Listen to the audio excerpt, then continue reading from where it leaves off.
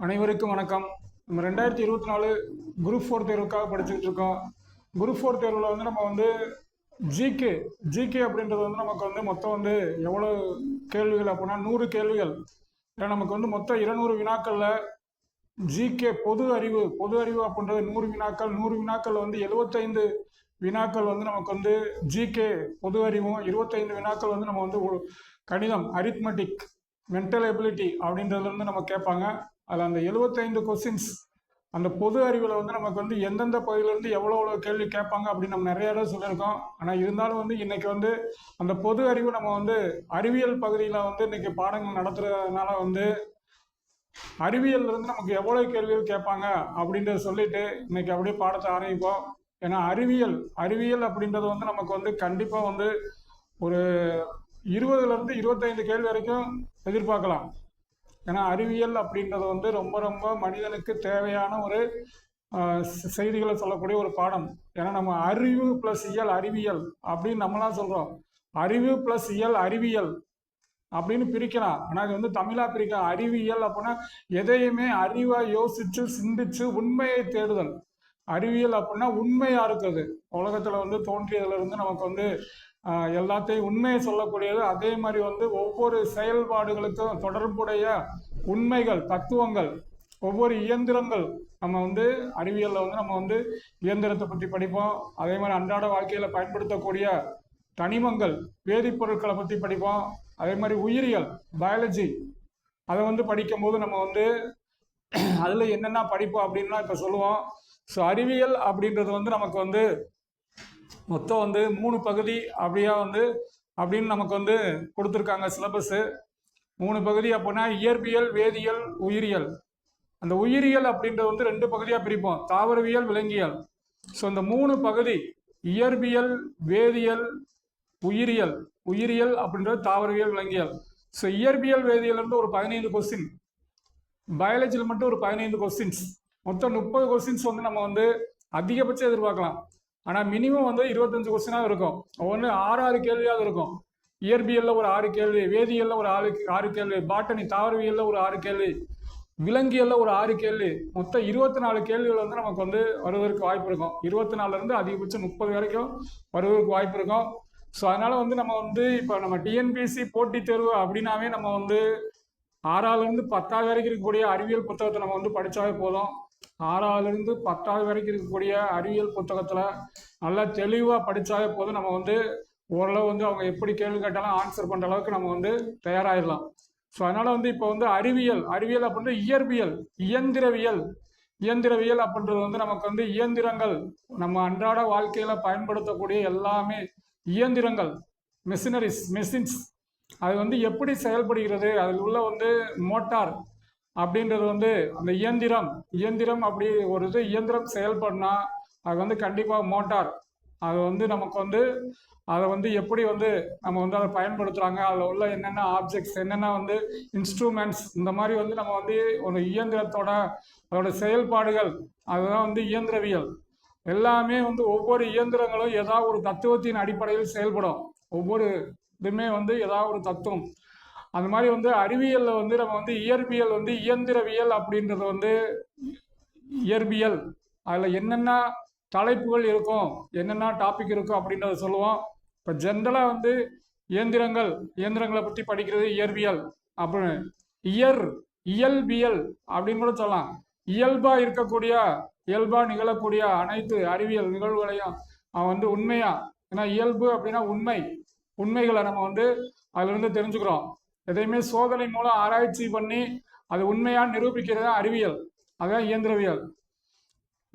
2வது வந்து வேதினா வினைகள். 2 பொருட்கள் ஒன்றோடு ஒன்று சேர்ந்து ஒரு புதிய பொருள் உண்டாகும்.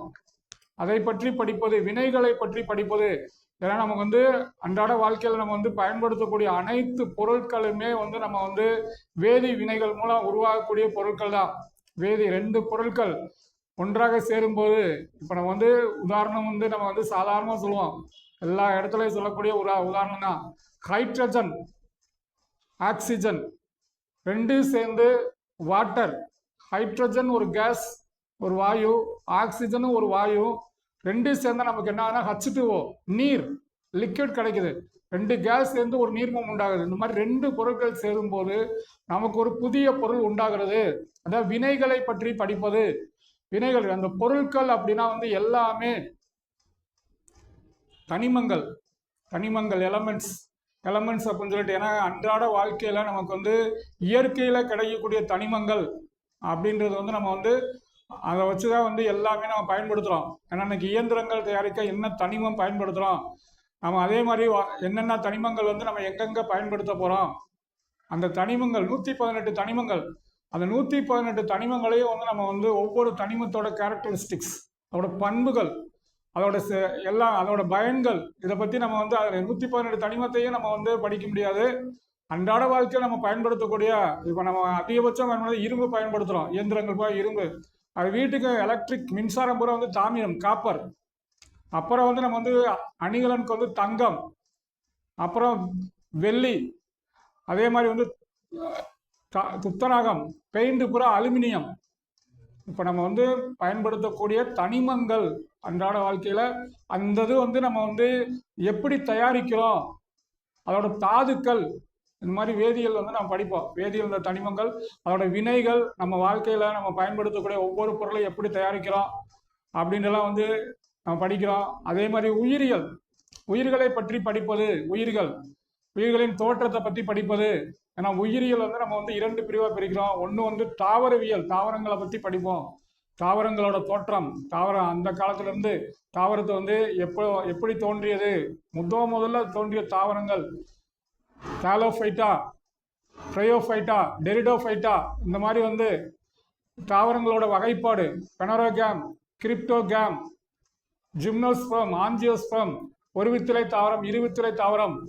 இந்த பாயிண்ட் ஆஃப் வியூவில் வந்து நம்ம வந்து இதெல்லாம் எப்படி வந்து கிளாஸிஃபை பண்ணியிருக்காங்க, யார் வந்து கிளாஸிஃபை பண்ணது அப்படின்லாம் வந்து தாவரத்தை வந்து நம்ம வந்து ஃபுல்லாக படிப்போம். தாவரத்தில் ஒரு பிளான்ட் எடுத்துட்டா ஒரு தாவரத்தோட எல்லா இன்னர் ஆர்கன், ஒவ்வொரு ஆர்கன், சைலம், புளோயம், அப்புறம் வந்து அதோட வந்து ஹார்மோன்கள், தாவரத்துக்கு தேவையான வளர்ச்சிக்கு தேவையான ஹார்மோன்ஸ், ஆக்சின்கள், ஜிப்ரலின்கள், சைட்டோகைனின்கள், எத்திலின்கள், இந்த மாதிரி இதெல்லாம் வந்து நம்ம வந்து ஒரு தாவரத்தோட, அப்புறம் தாவரம் தனக்கு தேவையான உணவை தயாரிக்கும் நிகழ்ச்சி, ஒளிச்சேர்க்கை பற்றி, அப்புறம் வந்து அது சுவாசிக்கும் செயல், கிளைகாலிசிஸ்.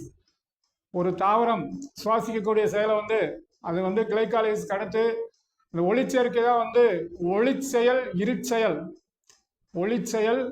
அப்படின்னு சொல்லிட்டு, அது எப்படி அந்த ஒளிச்சேர்க்கை என்பது என்னென்ன உண்டாகும் அப்படின்றலாம் வந்து படிப்போம் பயாலஜியில். ஸோ தாவரங்களோட அமைப்பு, ஃபஸ்ட்டு வந்து தாவரங்களோட வகைப்பாடு, ஆரம்பத்திலிருந்து உருவான தாவரங்கள், அப்புறம் தாவரத்தில் இருக்கக்கூடிய முக்கியமான குடும்பங்கள், ஒவ்வொரு குடும்பத்தில் இருக்கக்கூடிய முக்கியமான தாவரங்கள், அதோட பயன்பாடுகள், பொருளாதார இம்பார்ட்டன்ஸ், எக்கனாமிக் இம்பார்ட்டன்ஸ், பொருளாதார பயன்பாடுகள், ஒவ்வொரு தாவரத்துலையும் தாவர குடும்பங்களையும் என்னென்ன தாவரங்கள் இருக்குது அதோட பயன்பாடுகள் அப்படின்றலாம் படிப்போம் ஒரு பேசிக்காக. அப்புறம் தாவரத்தில் என்னென்ன நோய்கள், அதாவது நமக்கு வந்து மைக்ரோ ஆர்கானிசம், வைரஸ், பாக்டீரியா, பூஞ்சைகள், அப்புறம் வந்து காளான்கள், இந்த மைக்ரோ ஆர்கானிசம்ஸ் நம்ம வந்து வைரஸ், பாக்டீரியா, அதனால வந்து ஏற்படக்கூடிய நமக்கு நன்மைகள் தீமைகள் அப்படின்னு சொல்லிட்டு நம்ம வந்து தாவரவியலை படிப்போம். அதே மாதிரி விலங்கியல், அதே மாதிரி தான். விலங்கியல் வந்து 2 உயிரியல், அதாவது விலங்குகளை வந்து 2 முதுகெலும் உள்ளவை, முதுகெலும் பற்றவை வந்து 9 பாட்டாக பிரிப்போம். அதெல்லாம் முதுகெலும் பற்றவை என்னென்ன அப்படின்னு அதில் வந்து வரிசையா அப்படியே ஆர்த்ரோபோடா, நமக்கு வந்து வந்து அப்படியே வரிசையாக வலைத்தசை புழுக்கள், பிளாட்டிகள், இந்த மாதிரி வந்து அதை எப்படி வகைப்படுத்துறாங்க அந்த 9 அதை படிச்சுட்டு, அப்புறம் இங்கே வந்து முதுகெலும் உள்ளவை அப்படின்றது வந்து நம்ம வந்து பாலூட்டிகள், முதுகெலும் உள்ளவை பாலூட்டிகள் அப்படின்றதுல வந்து நமக்கு வந்து மனித இனம், பறவைகள், அதில் வந்து என்னென்னலாம் வந்து முதுகெலும் உள்ளவை அப்படின்றலாம் வந்து நம்ம படிப்போம். இவ்வளோதான் பயாலஜி. இப்போ வந்து நம்ம வந்து இதோட தொடர்புடைய ஒரு ஜென்ரலாக சொல்லிட்டோம். ஒவ்வொரு பகுதியிலேருந்து இப்போ இயற்பியல், அதுலேருந்து ஒரு 6 அல்லது 7 கேள்வி உறுதியாக இருக்கும். 6 அல்லது 7 கேள்வி வந்து கண்டிப்பாக ஒரு விதிகள், அந்த விதியை பயன்படுத்தக்கூடிய இயந்திரங்கள், ஒவ்வொரு இயந்திரமே எந்த விதியின் அடிப்படையில் செயல்படுகிறது. அப்புறம் சயின்டிஸ்ட், நம்ம வந்து இயற்பியல் சயின்டிஸ்ட் யாராரு, பிசிக்ஸில் யாராரு சயின்டிஸ்ட், நமக்கு வந்து ஐசக் நியூட்டன், அப்புறம் வந்து சார்பியல் கொள்கை, அதுக்கு வந்து நமக்கு வந்து ஐசக் நியூட்டன், அப்புறம் ஐன்ஸ்டீன். ஐசக் நியூட்டன் அப்படின்றது வந்து நியூட்டனின் முதல் விதி, இரண்டாம் விதி, மூன்றாம் விதி. சார்பியல் கொள்கை அப்படின்னா ஐன்ஸ்டீன்.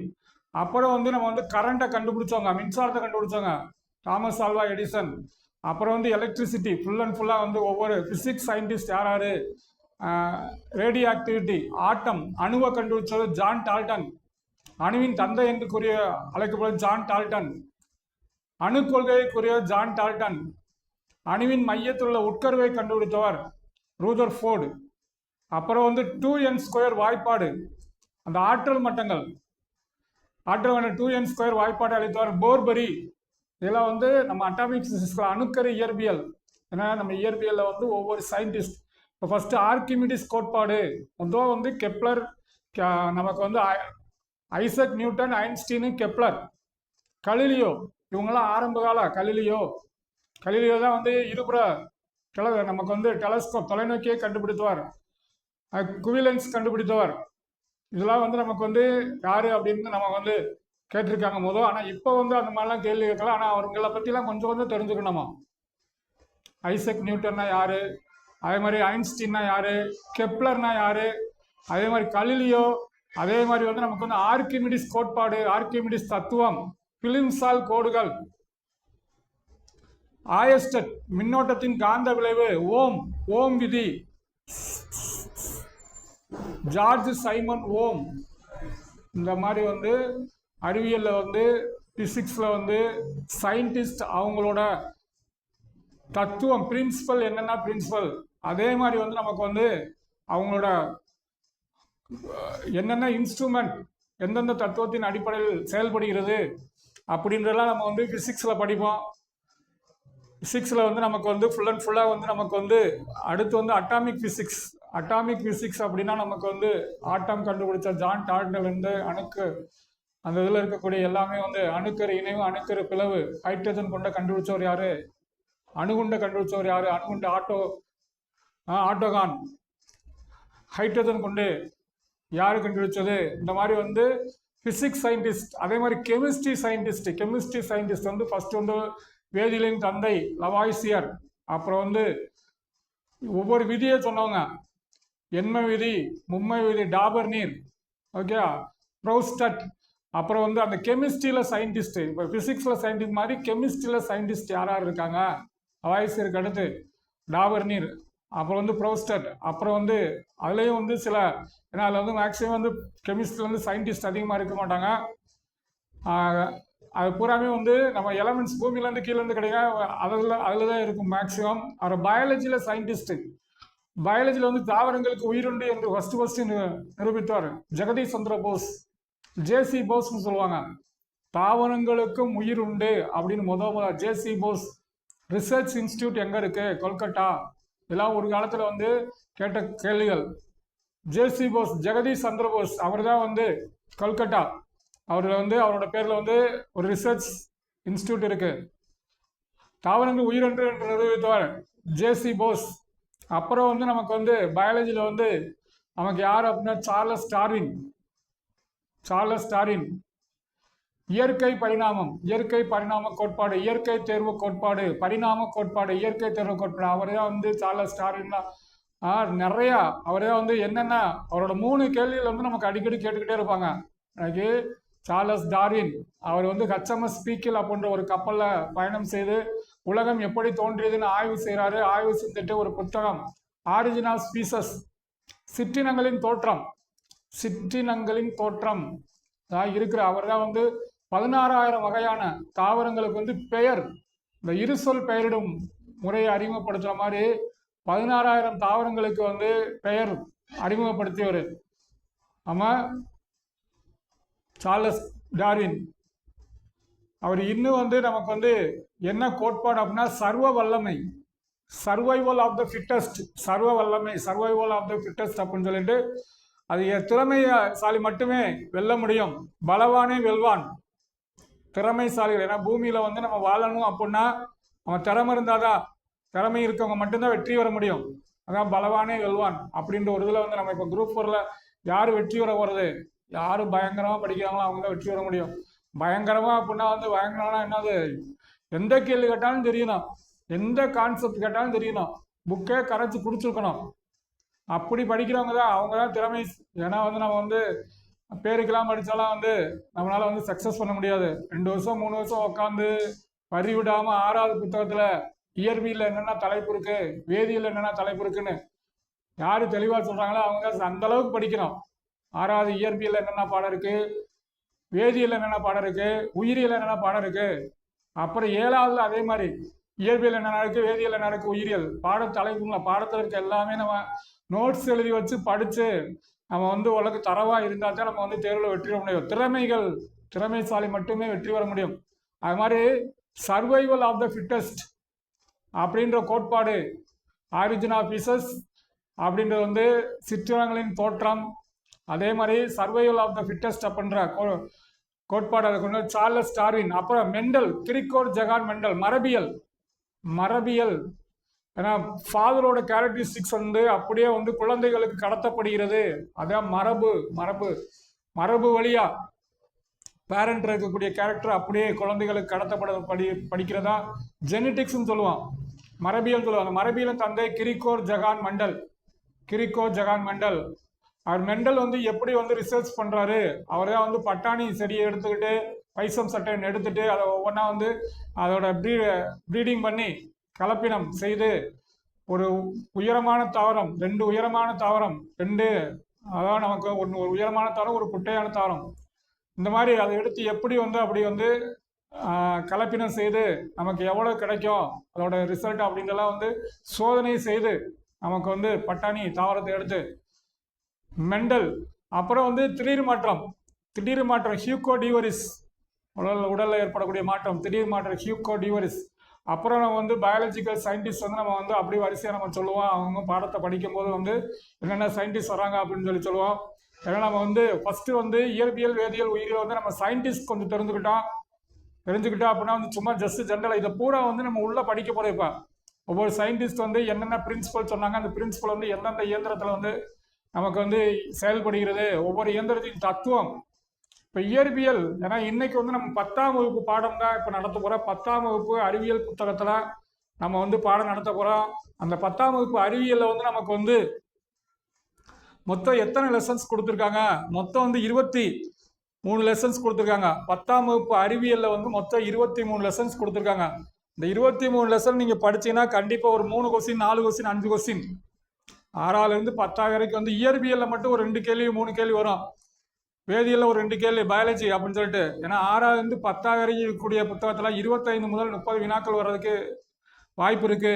இயற்பியலில் 6 கேள்வி, வேதியியலில் 6 கேள்வி, பாட்டனி தாவரவியலில் 6 கேள்வி, விலங்கியலில் ஒரு 6 கேள்வி. அதில் 10ஆம் வகுப்பு பாடத்தில் இயற்பியலில் வந்து மொத்தம் 6 லெசன் கொடுத்துருக்காங்க. இயற்பியலில் மொத்தம் 6 லெசன் கொடுத்துருக்காங்க. முதல் லெசன் பேர் வந்து இயக்க விதிகள், இயக்கம், பொருட்களின் இயக்கம் பற்றிய விதிகள். 2வது வந்து ஒளியியல், லைட்டு. 2வது லெசன் வந்து ஒளி, லைட். 3வது வந்து வெப்ப இயற்பியல். 3வது வந்து வெப்ப இயற்பியல், தெர்மல் பிசிக்ஸ்ன்னு சொல்லுவாங்க. தெர்மல்னா வெப்பம், தெர்மல் பிசிக்ஸ். 4வது எலக்ட்ரிசிட்டி, மின்னோட்டவியல். 5வது ஒளியியல், சவுண்டு. 6வது அணுக்கரு இயற்பியல். ஸோ இன்னைக்கு வந்து நம்ம வந்து அறிவியலில் வந்து மொத்தம் வந்து 23 லெசனில் 6 லெசன் இயற்பியல், 5 லெசன் வேதியியல், அப்புறம் 6, 5, 11 12 லெசன் வந்து உயிரியல். உயிரியல் வந்து 6 லெசன் தாவரவியல், 6 லெசன் விலங்கியல். மொத்தம் வந்து 23 லெசன்ஸ் கொடுத்துருக்காங்க. மொத்தம் வந்து நமக்கு வந்து 23 லெசனில் வந்து 6 லெசன்ஸ் வந்து நமக்கு வந்து இயற்பியலில் கொடுத்துருக்காங்க, 5 லெசன் வேதியியலில் கொடுத்துருக்காங்க, மீதி 12 லெசன் வந்து பயாலஜியில் கொடுத்துருக்காங்க. ஸோ இன்னைக்கு வந்து இயற்பியலில் இருக்கக்கூடிய லெசன்ஸை வந்து நம்ம வாசிப்போம். ஏன்னா நமக்கு தேர்வுகள் ரொம்ப பக்கத்தில் இருக்கிறனால வந்து கொஞ்சம் ஃபாஸ்ட்டாக வாசிப்போம். ஃபாஸ்ட்டாக வச்சா அதில் என்னென்ன பாயிண்ட் இருக்குன்ற மட்டும் சொல்லுவோம். அப்புறம் வந்து ஒரு நாளைக்கு மெயின்ஸ் எழுதுகிற மாதிரி அதில் இருக்க கான்செப்ட் வந்து சொல்லுவோம். இப்போதைக்கு வந்து மெயின்ஸ் எழுதலை, ஒன்லி அப்ஜெக்டிவில் மட்டும்தான் எழுத போகிறோம். ஆனால் ஃபேக்ட் மட்டும் படிச்சுக்கிட்டா போதும். ஃபேக்ட்டு ஃபாஸ்ட்டாக படிச்சுக்குவோம். அதில் ஏதாவது இம்பார்ட்டன்ட் பாயிண்ட்ஸை நம்ம வாசிப்போம். இப்போ முதல் பாடத்தில் வந்து இயக்க விதிகள், இயக்க விதிகள் பிசிக்ஸ்ல முதல் லெசன் வந்து இயக்க விதிகள். அந்த இயக்க விதிகள் இருந்து நம்ம இந்த பாடத்துல நம்ம என்னென்ன தெரிஞ்சுக்கலாம்னா விசைனா என்ன மற்றும் இயக்கம் சார்ந்த கருத்துக்கள். ஒரு பொருள் இயங்கணும், அந்த இயங்குறத இயக்கம் அப்படின்னு சொல்லுவோம். ஓய்வு நிலையில இருந்தா அது ஓய்வு நிலை. ஒரு பொருள் இயங்குது, ஒரு பாலை வந்து ஒரு இடத்துல இருந்து இன்னொரு இடத்துக்கு தூக்கி வைக்கிறோம் அப்படின்னா அதான் இயக்கம் சொல்லுவாங்க. ஓய்வு நிலை இயக்க நிலை. பொருட்கள் 2 நிலைகள், ஓய்வு நிலைகள், இயக்க நிலை. அதான் விசைனா என்ன? இப்ப நம்ம ஒரு பொருளை எடுத்து ஒரு இடத்துல வைக்கிறது விசை, அது தூக்குறதே ஒரு விசை தான். அந்த விசை மற்றும் இயக்கம். அதே நிலைமம்னா என்ன? நிலைமம் மற்றும் அதன் வகைகள். நியூட்டனின் 3 இயக்க விதிகள். ஏன்னா இப்ப பாருங்க, ஐசக் நியூட்டன் அவரோட 3 விதிகள். நியூட்டன் 3 விதி, முதல் விதி, 2ஆம் விதி, 3ஆம் விதி. அப்புறம் அந்த 3 இயக்க விதிகளும் விசை மற்றும் இயக்கத்தில் நியூட்டனின் இயக்க விதிகளை பயன்படுத்துதல். இந்த பாடத்தில் நம்ம என்னென்ன படிக்க போனா, அப்புறம் விசை, உந்தம், கணத்தாக்கு விசை. விசைனா என்ன, உந்தம்னா என்ன, கணத்தாக்கு விசை. அடுத்து நேர்கோட்டு உந்தமாரா கோட்பாடு. அடுத்து நிறை, எடை. ஏன்னா இப்போ வந்து நிறையும் எடையும் வந்து ஒரே வார்த்தையை தான் குறிக்கும். நிறைனாலும் எடைனாலும் ஒரே மீனிங், ஆனா நிறை வேற எடை வேற அப்படின்றாங்க. நிறைனா என்ன, எடைனா என்ன, ஒரு பொருளோட எடை, ஒரு பொருளோட நிறை அப்படின்றது என்னென்ன படிக்க போறோம். அதே மாதிரி வந்து பொது ஈர்ப்பியல் விதி, உயரம் மற்றும் ஆழம் சார்ந்து புவியீர்ப்பு முடுக்கம், மதிப்பு மாறுதல். உயரத்தையும் ஆழத்தை சார்ந்து புவியீர்ப்பு முடுக்கத்தின் மதிப்பு மாறுமா. எடை இழப்பினை பகுத்தல், எடை இழப்பினை பகுத்தல், விசை மற்றும் இயக்க சார்பான கணக்குகள். இது அந்த பாடத்துல. இப்ப இந்த பாடத்துல வந்து பொதுவாக விசை என்பது தள்ளுதல் அல்லது இழுத்தல், தள்ளுறது அல்லது இழுக்கு என்ற பதத்திலேயே பொதுவாக விசை என்பது ஒன்று தள்ளணும், தள்ளும் போது ஒரு ஃபோர்ஸோட நம்ம தள்ளுவோம். விசை செயல்படுத்தி அதை தள்ளுறோம்.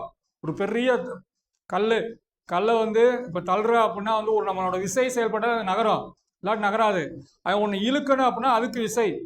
ஓய்வு நிலையில் உள்ள பொருளை இயக்க அல்லது இயக்க நிலையில் உள்ள பொருளை ஓய்வு நிலையில் உள்ள பொருளை இயக்க நிலைக்கோ அல்ல இயக்க நிலையில் உள்ள பொருளை ஓய்வு நிலைக்கு கொண்டு வர விசை தேவைப்படுகிறது. மேலும் இயக்கத்தில் உள்ள பொருளின் திசை வேகத்தை அந்த பொருளோட இயக்கத்தோட வேகத்தை அதிகரிக்கவோ அல்லது குறைக்கவோ அதன் திசையினை மாற்றவோ விசை செயல்படுகிறது.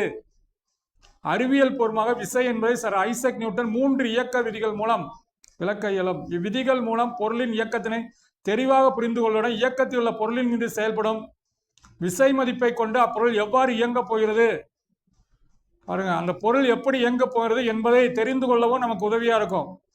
நியூட்டனின் இயக்க விதிகளுக்கு முன் விசை மற்றும் இயக்கம் பற்றிய பல்வேறு விதமான கருத்துக்கள் இருந்தன.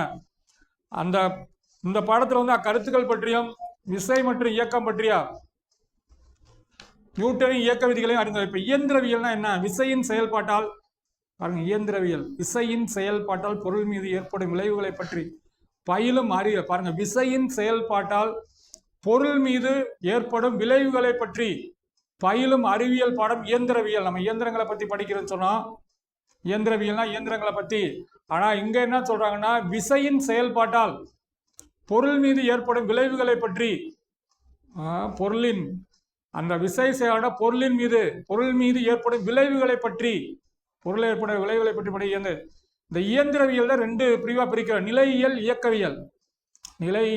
நிலையா இருக்கிறது இயந்திரவியல் 2 பிரிவா பிரிக்கிறோம், நிலையியல், இயக்கவியல். இப்ப நிலையியல் அப்படின்னா விசையின் செயல்பாட்டால் ஓய்வு நிலை பொருள் மீது ஏற்படும் விளைவுகளை பற்றி. விசையின் செயல்பாட்டால் ஓய்வு நிலையில் உள்ள பொருள் மீது ஏற்படும் விளைவு. ஒரு ஓய்வு நிலையில ஒரு பொருள் இருக்கு, ஆனா விசையின் செயல்பாட்டால் அதில் ஏற்படும் விளைவுகளை பற்றி அறியும் இயல் வந்து நிலையியல். இயக்கவியல் விசையின் செயல்பாட்டால் இயக்க நிலையிலுள்ள பொருள் மீது ஏற்படும் விளைவுகளை பற்றி, நான் இயங்கிக் கொண்டிருக்கும் ஒரு பொருள் மீது விசை செயல்பாட்டால் ஏற்படும் விளைவுகளை பற்றி அறியும் அறிவியல் இயக்கவியல் ஆகும். இது மேலும் 2 பிரிவுகளாக பிரிக்கப்பட்டுள்ளது. இந்த இயக்கவியல் மேலும் இயக்க விசையியல் அப்படின்னு 2 பிரிவா பிரிக்கிறாங்க. இப்ப விசைனா என்ன நம்ம சொல்லிட்டோம். இங்க ஒருத்தர் சொல்றாரு, அரிஸ்டாட்டில் என்ன சொல்றாரு, விசைனா ஒன்னு இழுக்கணும் அல்லது தள்ளணும். அரிஸ்டாட்டில் கிரேக்க நாட்டில் வாழ்ந்த ஒரு சிறந்த அறிவியல் மற்றும் தத்துவ அறிஞர். அவரது கூற்றுப்படி இயங்குகின்ற பொருட்கள் யாவும் தாமாகவே இயற்கையான தத்தமது ஓய்வு நிலைக்கு வந்து சேரும். அவற்றினை ஓய்வு நிலைக்கு கொண்டு வர புறவிசை ஏதும் தேவையில்லை என கூறினார். இவ்வாறு இயங்கும் பொருள்களின் இயக்கத்தினை இயற்கையான இயக்கம் என வரையறுத்தார். அவ்வாறு இல்லாமல் இயங்கும் பொருள்களை ஓய்வு நிலைக்கு கொண்டு வர புறவிசை தேவைப்படும் எனில் அவ்வகை இயக்கத்தினை இயற்கைக்கு மாறான இயக்கம் என வரையறுத்தார். மேலும் இருவேறு நிறை கொண்ட பொருட்கள் சம உயரத்தில் இருந்து விழும்போது அதிக நிறை கொண்ட பொருள் வெகு வேகமாக விழும் என்று வரையறுத்தார். அறிவியலார் கலிலியோ விசை நிலையமற்ற இயக்கம் பற்றி, விசை அப்படின்றது ஒரு பொருள் இயற்கையாகவே ஓய்வு நிலைக்கு வருமா, அப்படி ஓய்வு நிலைக்கு வர்றதுக்கு புறவிசை எதுவும் தேவையில்லைன்றாங்க. அது இயற்கையான இயக்கம். அதே மாதிரி இயற்கைக்கு மாறான இயக்கம் அப்படின்னா ஒரு இயங்கும் பொருளை ஓய்வு நிலைக்கு கொண்டு வர ஒரு புறவிசை தேவைப்படுறாங்க. இது சும்மா ஒரு பேசிக் தான். அடுத்து கலிலியோவும் விசைனா என்ன, நிலைமம் என்ன அப்படின்னு என்னன்னு சொல்றாங்க. அதெல்லாம் ஒரு ஜென்ரலா நம்மளா புரிந்து கொள்ளக்கூடியதா இல்லை மீனிங் அப்படின்றது நமக்கு ஒரே ஒரு எந்த ஒரு பொருளையுமே ஒரு இடத்துல இருந்து இன்னொரு இடத்துக்கு நம்ம கொண்டு போய் சேர்க்கணும்னா அந்த செயலை தான் விசை அப்படின்னு சொல்லுவோம்.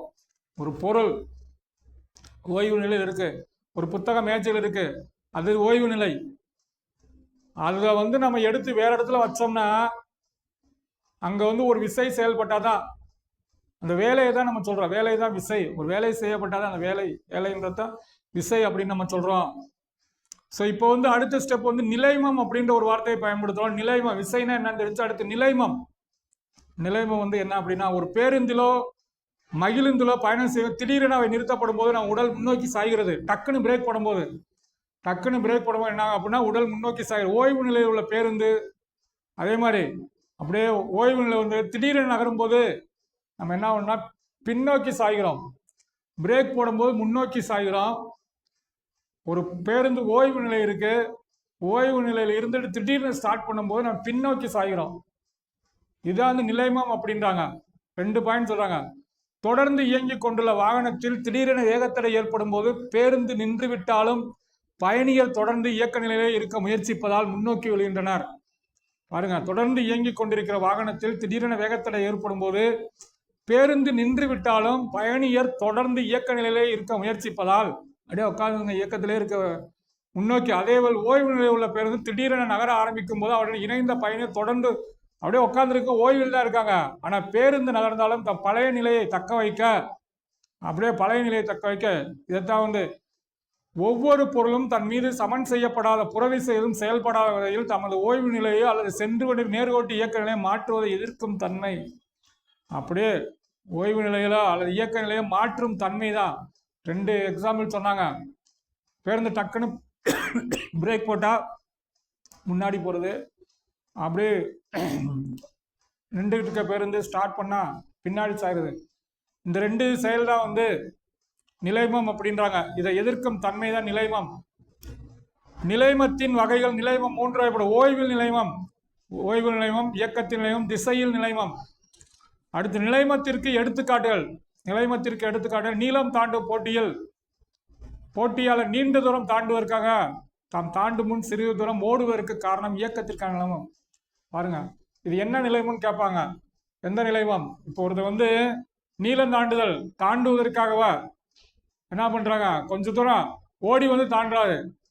நீளம் தாண்டுதல் போட்டியில் உள்ள போட்டியாளர் நீண்ட தூரம் தாண்டுவதற்காக தாம் தாண்டும் முன் சிறிது நேரம் ஓடுவதற்கு காரணம் அது இயக்கத்திற்கான நிலைமம்.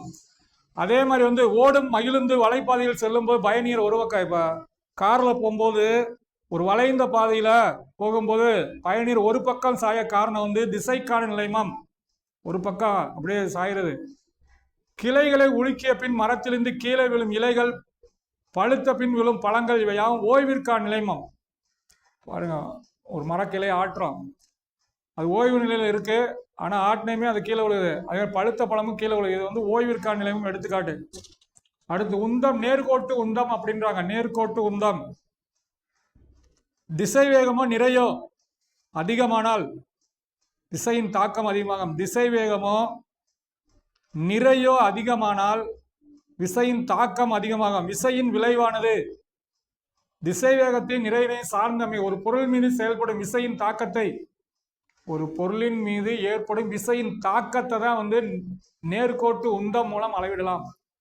இயங்கும் பொருளின் நிறை மற்றும் திசை வேகத்தின் பெருக்கல் பலன் உந்தம் எனப்படும். பாருங்க, உந்தம்னா என்னன்னு பாருங்க. உந்தம் உந்தம்ன்ற ஒரு வார்த்தைக்கு பொருளின் நிறை மற்றும் திசைவேகத்தின் பெருக்கல் பலன். உந்தம் அப்படின்றது ஒரு வார்த்தை, மொமெண்டம். உந்தம் அப்படின்றதுக்கு நல்ல ஒரு தெளிவான பொருளோட நிறையையும் அதோட வேகத்தையோட பெருக்கற் பலனும் உந்தம். இதன் திசையானது பொருளின் திசைவேக திசையிலேயே அமையும். இந்த திசை வந்து பொருள் எந்த திசையில இருக்கு அந்த இது ஒரு வெக்டர் அளவாகும். உந்தம் ஈக்குவல் டு நிறை இன்டு திசைவேகம். உந்தத்தின் அலகு பாருங்க, விசையின் எண்மதிப்பானது, விசையோட எண்மதிப்பு உந்தம், விசையின் எண்மதிப்பானது உந்தத்தால் அளவிடப்படுகிறது. இதன் எஸ்ஐ அலகு கிலோகிராம் மீட்டர் வினாடி -1.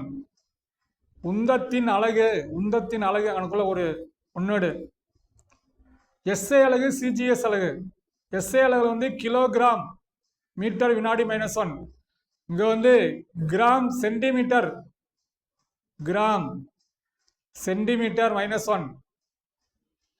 எஸ்ஐ அலகு சிஜிஎஸ் அலகு ரெண்டு அலகு சொல்றாங்க. இப்போ ஃபர்ஸ்ட்ல எஸ்ஐ அலகு மட்டும்தான் இருக்கும். சிஜிஎஸ் அலகு இதுவரை கேட்டதில்ல. எஸ்ஐ அலகு தான். இங்க உந்தத்தின் எஸ்ஐ அலகு அதோட எவ்வளவு கிலோகிராம், எவ்வளவு மீட்டர், எவ்வளவு ரெண்டையும் பெருக்கிறோம். கிலோகிராம்னா நிறை, கிலோகிராம்னா நிறை. வேகம்னா வந்து அது எவ்வளவு வேகத்துல போகுது, எவ்வளவு மீட்டர் வேகத்துல. பஸ் எவ்வளவு மீட்டர் வேகத்துல போகுது, கிலோமீட்டர் வேகத்துல போகுது. மணிக்கு வந்து 50 கிலோமீட்டர் பெர் ஹவர் நம்ம கால்குலேட் பண்ணுவோம். ஒரு டிஸ்டன்ஸை வந்து அடைந்த தூரத்தை வந்து நம்ம எதில் கால்குலேட் பண்ணுறோம், கிலோமீட்டர் பெர் ஹவர். இப்போ நம்ம ஒரு காரோட ஸ்பீடை கால்குலேட் பண்ணுறோம் அப்படின்னா அது வந்து 200 கிலோமீட்டர் போயிருக்கு 4 மணி நேரத்தில். 4 மணி நேரத்தில் 200 கிலோமீட்டரு அப்படின்னா வந்து எவ்வளோ ஸ்பீடு அப்படின்னா வந்து நம்ம வந்து அப்படியே வகுக்கிறோம். வகுத்தோன்னா 200 4 வகுத்தா 50. 1 மணி நேரத்துக்கு 50 கிலோமீட்டர், 1 மணி நேரத்துக்கு 50 கிலோமீட்டர் பெர் ஹவருக்கு போகுது. அது மாதிரி அதுதான் இங்கே சொல்கிறாங்க நிறை மற்றும் கிலோகிராம். அதாவது கிலோகிராமுக்கு நிறை, அதுக்கு வந்து மீட்டர் வினாடி -1.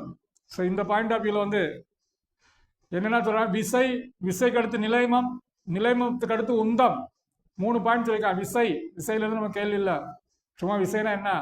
அது மாதிரி நிலைமம்னாலும் கேள்வி இல்லை, அதில் என்னென்ன நிலைமம் இருக்குன்னு சொன்னாங்க. அதில் ஒரு 3 எடுத்துக்காட்டு சொன்னாங்க. அடுத்து உந்தம். உந்தம் அப்படின்னா வந்து நம்ம எது ரெண்டோட பெருக்கல், நிறையையும் திசைவேகத்தோட பெருக்கல் பலன். நிறை எம், திசைவேகம் வி. பெருக்கல் பலன் வந்து அதோட அலகு, உந்தத்தின் அலகு கிலோகிராம் மீட்டர் வினாடி -1. அடுத்ததான் வந்து நியூட்டனின் முதல் விதி.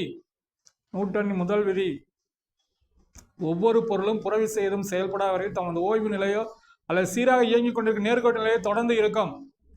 இப்போ ஒரு பொருள் ஓய்வு நிலையில் இருந்தால் அது நம்ம தூக்கி வச்சாத்தான் அது நோடத்துக்கு போகும்.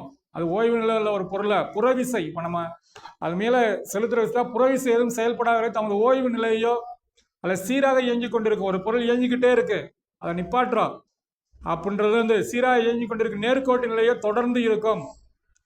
புறவிசை எதுவும் செயல்படாத வரைக்கும் அது அதே நிலையில தான் இருக்குமா. ஓய்வுனா ஓய்வு நிலையில இருக்கும், இயங்கிக்கிட்டு இருந்தா இயங்கிக்கிட்டே தான் இருக்குமா. நம்ம ஒரு விசை செயல்பட்டு அதை தடுத்தாதான். அதுதான் வந்து நியூட்டனின் முதல் விதின்றாங்க. நியூட்டனின் முதல் விதி. நியூட்டன் முதல் விதியில வந்து நமக்கு வந்து இது வந்து எதை பத்தி, இவ்விதி விசையினை வரையறுக்கிறது. முக்கியமான பாயிண்ட், நியூட்டனின் முதல் விதி வந்து எதை வரையறுக்கிறது, விசை. நியூட்டனின் முதல் விதியிலிருந்து எதை வரையறுக்கிறாங்கன்னா விசைனா என்னன்னு வரையறுக்கிறாங்க. அதே மாதிரி நிலைமத்தையும் விளக்குகிறது. விசைனா என்ன, அதோட வகைகள் மற்றும் நிலைமம். விசையின் வகைகள் யாவை?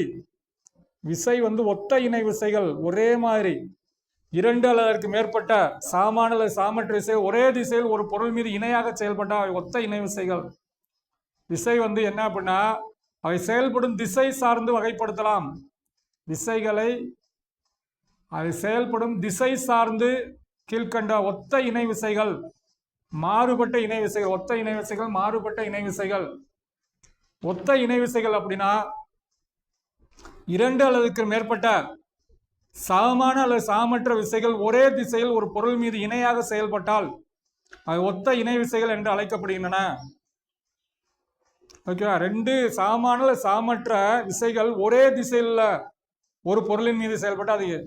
அதே மாதிரி மாறுபட்ட இணை விசை 2 அல்லது மேற்பட்ட சமமான அல்லது சமமற்ற விசை எதிரெதிர் திசையில் செயல்பட்டால் அது மாறுபட்ட இணை விசைகள் எனப்படும். அப்புறம் இந்த பாடம் தொகுபயன் விசை. தொகுபயன் விசை அப்படின்னு ஒரு கான்செப்ட். ஒத்த இணை விசை, மாறுபட்ட இணை விசை, அடுத்து தொகுபயன் விசை. ஒரு பொருள் மீது பல்வேறு விசைகள் செயல்படும் போது அவற்றின் மொத்த விளைவை ஏற்படுத்தும் தனித்த விசை தொகுபயன் விசை எனப்படும். ஒரு பொருளின் மீது பல்வேறு விசைகள், ஒரு பொருள் மீது பல்வேறு விசைகள் அவற்றின் மொத்த விளைவை ஏற்படுத்தும் ஒரு தனித்த விசை தொகுபயன் விசை எனப்படும். தொகுபயன் விசைனா என்ன அப்படின்னு சொல்லிட்டோம். விசையின் சுழல் விளைவு அப்படின்றாங்க. அது ஒரு விசையின் திருப்பு திறன் அப்படின்றாங்க. விசையின் திருப்பு திறன் விசைதான். நியூட்டனின் முதல் விதியிலிருந்து விசையை பற்றி தான் ஃபுல்லா. நியூட்டன் முதல்னா விசை வகைகள், தொகுபயன் விசை, விசையின் சுழல் விளைவு, விசையின் திருப்பு திறன் அப்படின்னா விசையானது ஒரு புள்ளியில் அல்லது ஒரு அச்சில் ஏற்படுத்தும் சுழல் விளைவுகளை, ஒரு புள்ளியில் அல்லது ஒரு அச்சில் ஏற்படுத்தும் சுழல் விளைவுகளை அதன் திருப்புத்திறன் மதிப்பின் மூலம் கணக்கிடலாம். விசையின் திருப்புத்திறன் பாருங்க. விசையானது ஒரு புள்ளியில் அல்லது ஒரு அச்சில் ஏற்படுத்தும் சுழல் விளைவுகளை விசையின் திருப்புத்திறன் அப்படின்னு நம்ம சொல்றோம். F × D டார்க் ஈக்குவல் விசையின் திருப்புத்திறன் டார்க் ஈக்குவல் F × D. Fனா ஃபோர்ஸ், Dனா இடப்பெயர்ச்சி. விசையின் அலகு நியூட்டன். விசையின் அலகு நியூட்டன். விசையின் திருப்புத்திறன் நியூட்டன் மீட்டர். விசையின் திருப்புத்திறன் நியூட்டன் மீட்டர். பாருங்க, விசையின் திருப்புத்திறனின் அலகு, விசையின் திருப்புத்திறன் அலகு நியூட்டன் மீட்டர். விசைனா என்ன, விசையின் திருப்புத்திறன் அப்படின்னா என்ன, விசையின் திருப்புத்திறன். இப்போ ஒரு புள்ளியின் மீது செயல்படும் விசையின் திருப்புத்திறன் டார்கியூ ஆனது விசையின் எண் மதிப்பு எஃப்க்கும் நிலையான புள்ளி மற்றும் விசையில் செயல்படும் அச்சுக்கு இடையே உள்ள செங்குத்து தொலைவு டிஸ்டன்ஸ், செங்குத்து தொலைவு D, torque equal to F × D. Torque equal to F × D. இதுதான் நமக்கு விசையின் திருப்புத்திறன் அலகு கண்டிப்பா படிச்சுங்க. விசையின் திருப்பு, ஏன்னா முதல் விதியிலிருந்து விசை தான் நம்ம தெரிஞ்சுக்கிறோம். நம்ம இன்னைக்கு இவ்வளவுதான் நம்ம தெரிஞ்சுக்க முடியும். இதெல்லாம் ஒரு தியரி அப்படின்றப்போ ஜஸ்ட் பேஸ்டா நம்ம தெரிஞ்சுக்கணும். விசைன்னா என்ன, விசையின் திருப்புத்திறன் நியூட்டன் மீட்டர், அவ்வளவுதான். அப்புறம் இரட்டை அப்படின்னு ஒரு இதை அறிமுகப்படுத்துறாங்க. இரட்டைனா என்ன, கப்புள். இரு சமமான இணை விசைகள் ஒரு பொருளின் மீது இருவேறு புள்ளிகளின் மீது, இரு சமமான இணை விசைகள் ஒரே நேரத்தில் ஒரு பொருளின் இரு புள்ளிகளின் மீது எதிரெதிர் திசையில் செயல்பட்ட அவை இரட்டை விசைகள் இரட்டை என்று அழைக்கப்படும். ஒரே நேர்கோட்டில் செயல்படாது. இரட்டைகளின் தொகுபயன் விசை மதிப்பு சுழியாதலால் இரட்டைகளின் தொகுப்பயன் விசை மதிப்பு சுழிவு நேர்கோட்டு இயக்கத்தினை ஏற்படுத்தாது. இரட்டைனா என்ன, எதிரெதிர் திசையில செயல்படணும். அதாவது ஒரே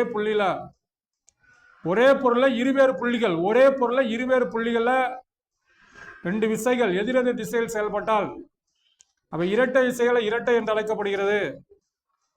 விசையின் திருப்புத்திறன் இரட்டை. அதே மாதிரி அடுத்து இதோட இரட்டையின் திருப்புத்திறன் அப்படின்ற ஒரு பாயிண்ட் சொல்றாங்க. இரட்டையின் திருப்புத்திறன் ஈக்குவல் டு விசையின் எண் மதிப்பு இன்ட்டு இணை விசைக்கு இடையே உள்ள செங்குத்து தொலைவு. டார்க்கியும் அதே சொல்றாங்க. இதுல செங்குத்து தொலைவு இணை விசைகளுக்கு இடையே உள்ள F × S விசையின் திருப்புத்திறன் மாதிரி இரட்டையின் திருப்புத்திறன், விசையின் திருப்புத்திறன் மாதிரி இரட்டையின் திருப்புத்திறன் ரெண்டு கால் சொல்றாங்க. இரட்டையின் திருப்புத்திறன் SI அலகு நியூட்டன் மீட்டர். அங்க அதேதான் சொல்றாங்க, நியூட்டன் மீட்டர். அங்க நியூட்டன் மீ, இங்கே அதேதான். இப்ப விசையின் திருப்புத்திறன் செயல்படும் சில எடுத்துக்காட்டுகள். இந்த விசையின் திருப்புத்திறன் செயல்படும் சில எடுத்துக்காட்டுகள். பற்சக்கரங்கள். விசையின் திருப்புத்திறன் எங்க செயல்படுகிறதுனா பற்சக்கரங்கள் வட்டப்பரப்பின் விளிம்புகளில் பல் போன்று மாற்றம் செய்யப்பட்ட அமைப்புகளாகும். பற்சக்கரங்கள் மூலம் திருப்பு விசையினை மாற்றி இயங்குகின்ற வாகன சக்கரங்களின் சுழற்சி வேகத்தை மாற்றலாம். அந்த பற்சக்கரங்களை திருப்பு விசையை அதை மாற்றி இயங்குகின்ற வாகன சக்கரத்தின் சுழற்சி வேகத்தை மாற்றலாம். இப்போ வாகனங்களோட சுழற்சி வேகத்தை நம்ம மாற்றுறதுக்கு அந்த பற்சக்கரங்கள் இதான் விசையின் திருப்புத்திறன்றாங்க. அடுத்து ஏற்ற பலகை அப்படின்னு ஒன்று சொல்றாங்க. அடுத்து திருப்பு சக்கரம், ஸ்டியரிங் வீல். நம்ம கார்ல வந்து ஸ்டியரிங் வீல், அதுக்கு வந்து நமக்கு வந்து இந்த விசையின் திருப்புத்திறன் தான் காரணம் அப்படின்றாங்க. திருப்புத்திறனின் தத்துவம் அப்படின்னு ஒரு பாயிண்ட் ஒன்று சொல்றாங்க. விசையின் திருப்புத்திறன், இரட்டையின் திருப்பு. அடுத்து திருப்புத்திறனின் தத்துவம். திருப்புத்திறனின் தத்துவம் ஈக்குவல் டு வலஞ்சுழி திருப்புத்திறன் ஈக்குவல் டு இடஞ்சுழி திருப்புத்திறன். இந்த திருப்புத்திறன் தத்துவம், சமநிலையில் ஒரு பொருள் ஒன்று மீது சமமதிப்புள்ள அல்லது சமமதிப்பற்ற விசை இணையாகவோ அல்லது எதிர்வினையாகவோ செயல்பட்ட அப்பொருளின் மீது செயல்படும் மொத்த வலஞ்சுழி திருப்புத்திறனம், மொத்த இடஞ்சுழி திருப்புத்திறனம். அதாவது சமநிலையில் ஒரு பொருள் ஒன்றின் மீது சமமதிப்புள்ள அல்லது சமமதிப்பற்ற விசைகள் இணையாக அல்லது எதிர்வினையாக செயல்பட அப்பொருளின் மீது செயல்படும் மொத்த திருப்புத்திறன், வலஞ்சுழி திருப்புத்திறன் இடஞ்சுழி திருப்புத்திறன் சமமாக இருக்கும் அப்படின்னு ஒரு பாயிண்ட் நியூட்டனின் முதல் விதியிலிருந்து சொல்லிட்டாங்க. நியூட்டனின் முதல் விதி நமக்கு வந்து ஃபுல்லா விசையை பற்றி தான் சொல்றாங்க. விசையின் திருப்புத்திறன் அது மட்டும்தான் வந்து நியூட்டன். இப்ப இரண்டாம் விதிக்கு வந்துட்டோம். இரண்டாம் விதி என்ன சொல்றாங்க? நியூட்டனின் இரண்டாம் இயக்க விதி. பொருள் ஒன்றின் மீது செயல்படும் விசையானது அப்பொருளின் உந்த மாறுபாட்டு வீதத்திற்கு நேர்த்தக. இந்த உந்த மாறுபாடு விசையின் திசையிலேயே அமையும். பொருள் ஒன்றின் மீது செயல்படும் விசையானது அப்பொருள் உந்த மாறுபாட்டு வீதத்திற்கு இந்த உந்த மாறுபாடு விசையின் திசையிலேயே அமையும். இதான் உந்த மாறுபாடு. அதாவது நமக்கு வந்து விசையின் விதி பாருங்க. ரெண்டாம் விதிக்கு பேரு பாருங்க, விசையின் விதின்றாங்க. ஏற்கனவே முதல் விதிலையும் வந்து விசையை பற்றி தான் நம்ம படித்தோம். இந்த விதி வந்து விசையின் எண் மதிப்பை அளவிட உதவுகிறது. ரெண்டாவது விதி எதுக்கு பயன்படுத்தி பாருங்க. ரெண்டாவது விதி வந்து நியூட்டன் இரண்டாம் விதி விசையின் எண் மதிப்பை பயன்பட உதவுகிறது. இரண்டாம் விதி விசையின் எண் மதிப்பை பயன்பட உதவுகிறது.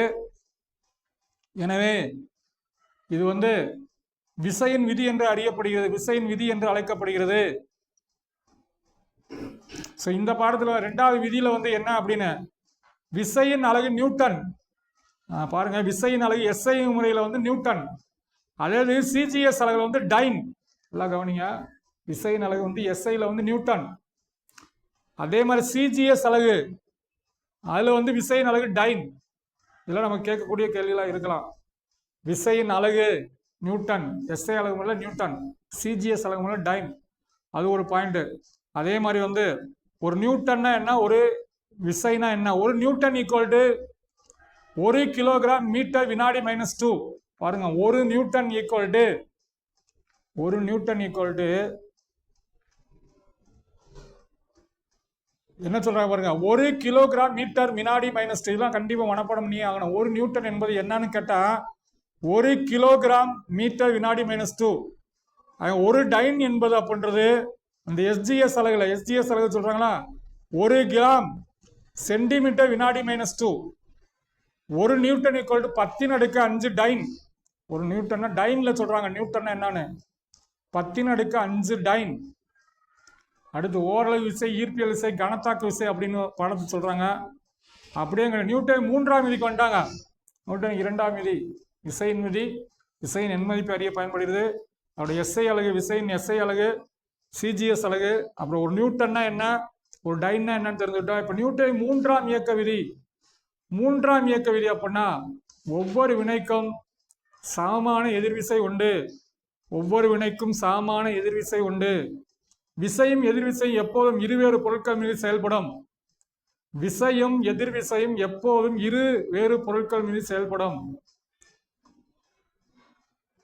ஒவ்வொரு வினைக்கும் ஒவ்வொரு விசைக்கும் சமமான எதிர்விசை உண்டு. ஒவ்வொரு விசைக்கும் ஒரு விசை இருந்துச்சா அதுக்கு சமமான எதிர்விசை உண்டா. விசையும் எதிர்விசையும் எப்போதும் இருவேறு பொருட்கள் மீது செயல்படும். இப்போ FA ஈக்குவல் டு -FB. இது ஒரு முக்கியமான ஃபார்முலா. எதிர்விசைக்கு -FB, FA equal to -FB. இப்போ இதுக்கு எடுத்துக்காட்டு பாருங்க. பறவைகள் தமது சிறகுகளின் மூலம் காற்றினை கீழே தள்ளுகின்றன. பறவைகள் தமது சிறகுகளின் மூலம், சிறகுகளின் விசை மூலம் வந்து காற்றினை கீழே தள்ளினாதான் மேலே பறக்க முடியும். கீழே தான். ஆனால் காற்றான விசைக்கு சமமான எதிர்விசைனை உருவாக்கி அந்த காற்று வந்து அந்த கீழே தள்ளுறதுக்கு சமமான எதிர்விசைனை உருவாக்கி பறவை மேலே பறக்க வைக்கிறது. கீழே தள்ளுறத அந்த காற்று வந்து அந்த விசையை வந்து எதிராக்கி அப்படியே மேலே பறக்க வைக்கிறது. நீச்சல் வீரர் ஒருவர் நீரினை கையால் பின்னோக்கி தள்ளுவதன் மூலம், பின்னாடி தள்ளுறதுனால முன்னாடி போறாங்க, பின்னாடி இப்படி தள்ளும் போது முன்னாடி போறோம். நீச்சல் வீரர் ஒருவர் நீரினை கையால் பின்னோக்கி தள்ளுதலின் மூலம் விசையினை ஏற்ப நீரானது அந்நபரை விசைக்கு சமமான எதிர்விசை கொண்டு முன்னே தள்ளுகிறது. அதே மாதிரி துப்பாக்கி சுடுதலில் குண்டு விசையுடன் முன்னோக்கி சொல்ல அதற்கு சமமான எதிர்விசைனால் குண்டு வெடித்த பின் துப்பாக்கி பின்னோக்க அப்படியே துப்பாக்கி குண்டு வெடிச்சதுமே பின்னாடி வருமா? பின்னாடி அது அப்படியே அந்த ஃபோர்ஸ் வெடிச்சா அப்படியே துப்பாக்கி சுட குண்டு இதெல்லாம் வந்து எடுத்துக்காட்டு நியூட்டன் மூன்றாம் விதிக்கு எடுத்துக்காட்டு இதெல்லாம் கேட்டு என்ன அப்படின்னு கேட்டால் நியூட்டன் 3ஆம் விதி. ஒவ்வொரு விசைக்கும் சமமான எதிர்விசை உண்டு. அடுத்த தலைப்பு வந்து நேர்கோட்டு உந்த அழிவின்மை விதி. இப்போ மூன்றாவது நியூட்டன் 3ஆவது இயக்க விதி. முதல் இயக்க விதி, 2வது இயக்க விதி, 3ஆவது இயக்க விதி தான் கோண உந்த அழிவின்மை விதி அல்ல நேர்கோட்டு உந்த அழிவின்மை விதி. புறவிசை ஏதும் தாக்காத வரையில் ஒரு பொருள் அல்லது ஒரு அமைப்பின் மீது செயல்படும் மொத்த நேர்கோட்டு உந்தம் மாறாமல் இருக்கும். புறவிசை ஏதும் தாக்காத வரையில் ஒரு பொருள் அல்லது ஒரு அமைப்பின் மீது செயல்படும் மொத்த நேர்கோட்டு உந்தம் மாறாமல் இருக்கும். இந்த நேர்கோட்டு உந்த அழிவின்மை அப்படின்றது வந்து இங்க வந்து சொல்றாங்க. இந்த ஒரு ரொம்ப இந்த விதின்றது ரொம்ப ரொம்ப முக்கியம். அதாவது புறவிசை ஏதும் தாக்காத வரையில் ஒரு பொருள் அல்லது ஒரு அமைப்பின் மீது செயல்படும் மொத்த நேர்கோட்டு உந்தம், ஒரு விசை தாக்கினாதான் ஒரு நேர்கோட்டு உந்தம் வந்து மாறுமா? அப்படி தாக்காத வரைக்கும் அதோட நேர்கோட்டு உந்தம் அப்படியே தான் இருக்குமா? இதுதான் நியூட்டனின் 3ஆம் விதியை பின்பற்றி நிரூபிக்கிறது. அடுத்து இந்த ராக்கெட் ஏவுதல் விதி அப்படின்னு ஒண்ணு. ராக்கெட்டை எப்படி ஏவுறாங்கன்றத தெரிஞ்சுக்குவோம். ராக்கெட் ஏவுதலில் நியூட்டனின் 3ஆம் விதி மற்றும் நேர்கோட்டு உந்த அழிவின்மை விதி இரண்டும் பயன்படுகிறது. ராக்கெட்ல ஏவுதல்ல வந்து நியூட்டனின் 3ஆம் விதி மற்றும் நேர்கோட்டு உந்த அழிவின்மை விதி இரண்டும் பயன்படுத்தின ராக்கெட்டுகளில் உந்துகலன் மேல புரோப்பலன் டேங்க்ல எரிபொருள்கள் நிரப்பப்படுகின்றன. அந்த டேங்க்ல வந்து எரிபொருள் நிரப்பப்பட்ட அவை எரியூட்டப்பட்டதும் வெப்ப வாயுக்கள் அந்த அப்படியே எரியூட்டப்பட்டதும் அந்த வெப்ப வாயுக்கள் ராக்கெட்டின் வால் பகுதியிலிருந்து அதிக திசைவேகத்தில் வெளியிடுகின்றது. அந்த புரோப்பலன் டேங்க்ல எரிபொருள் நிரப்பிட்டு கீழே பத்த வைக்கும் போது என்னது அப்படின்னா அது எரியும் போது அந்த ராக்கெட்டின் வால் பகுதியில அதிவேக திசைவேகத்துல வெப்ப வாயுக்கள் வெளியேறுமா? அப்படி வேகம் வரும்போது அது மேல வேகமா போகுமா? அது கீழே வர்றது வெப்ப வாயு, ஆனா மேல வந்து அதிக உந்தத்தை உருவாக்குகின்றன. இந்த உந்தத்தை சமன் செய்ய அதற்கு சமமான எதிர் உந்து விசை கம்பியூஷன் சேம்பர்ல எரிகூடத்துல உருவாகி ராக்கெட் மிகுந்த வேகத்துடன் முன்னோக்கி பாய்கிறது. கீழே வந்து வெப்ப வாயு வெளியேறும் போது அங்க வந்து உந்து விசைனால வந்து முன்னோக்கி செல்கிறது. ராக்கெட் உயர பயணிக்கும் போது அதில் உள்ள எரிபொருள் முழுவதும் எரியும் வரை ராக்கெட் உயரத்துல பயணிக்க அந்த எரிபொருள் எரியும் வரை அதன் நிறை படிப்படியாக குறைகிறது. உந்த அழிவின் விதியின்படி நிறை குறைய குறைய அதன் திசைவேகமும் படிப்படியாக குறையும். அதோட இது குறைய அதன் திசைவேகம் படிப்படியாக குறையுமா?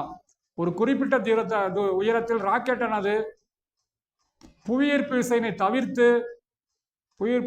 தவிர்த்து விட்டு செல்லும் வகையில் அதன் திசைவேக மதிப்பு உச்சத்தை அடைகிறது. ஒரு குறிப்பிட்ட உயரத்தில் ராக்கெட்டானது புவியின் ஈர்ப்பு விசையினை தவிர்த்து விட்டு செல்லும் வகையில் அதன் திசைவேக மதிப்பு உச்சத்தை அடைகிறது. இது விடுபடு வேகம் அப்படின்றது வந்து அந்த பூமியில இருந்து அந்த ராக்கெட் போறது, அதாவது விடுபடு வேகம் பூமியில அந்த இதை விட்டுட்டு அந்த ஈர்ப்பு விசையினை விட்டுட்டு புவியோட ஈர்ப்பு விசை விட்டு பயணிக்கிறதா விடுபடு வேகம்.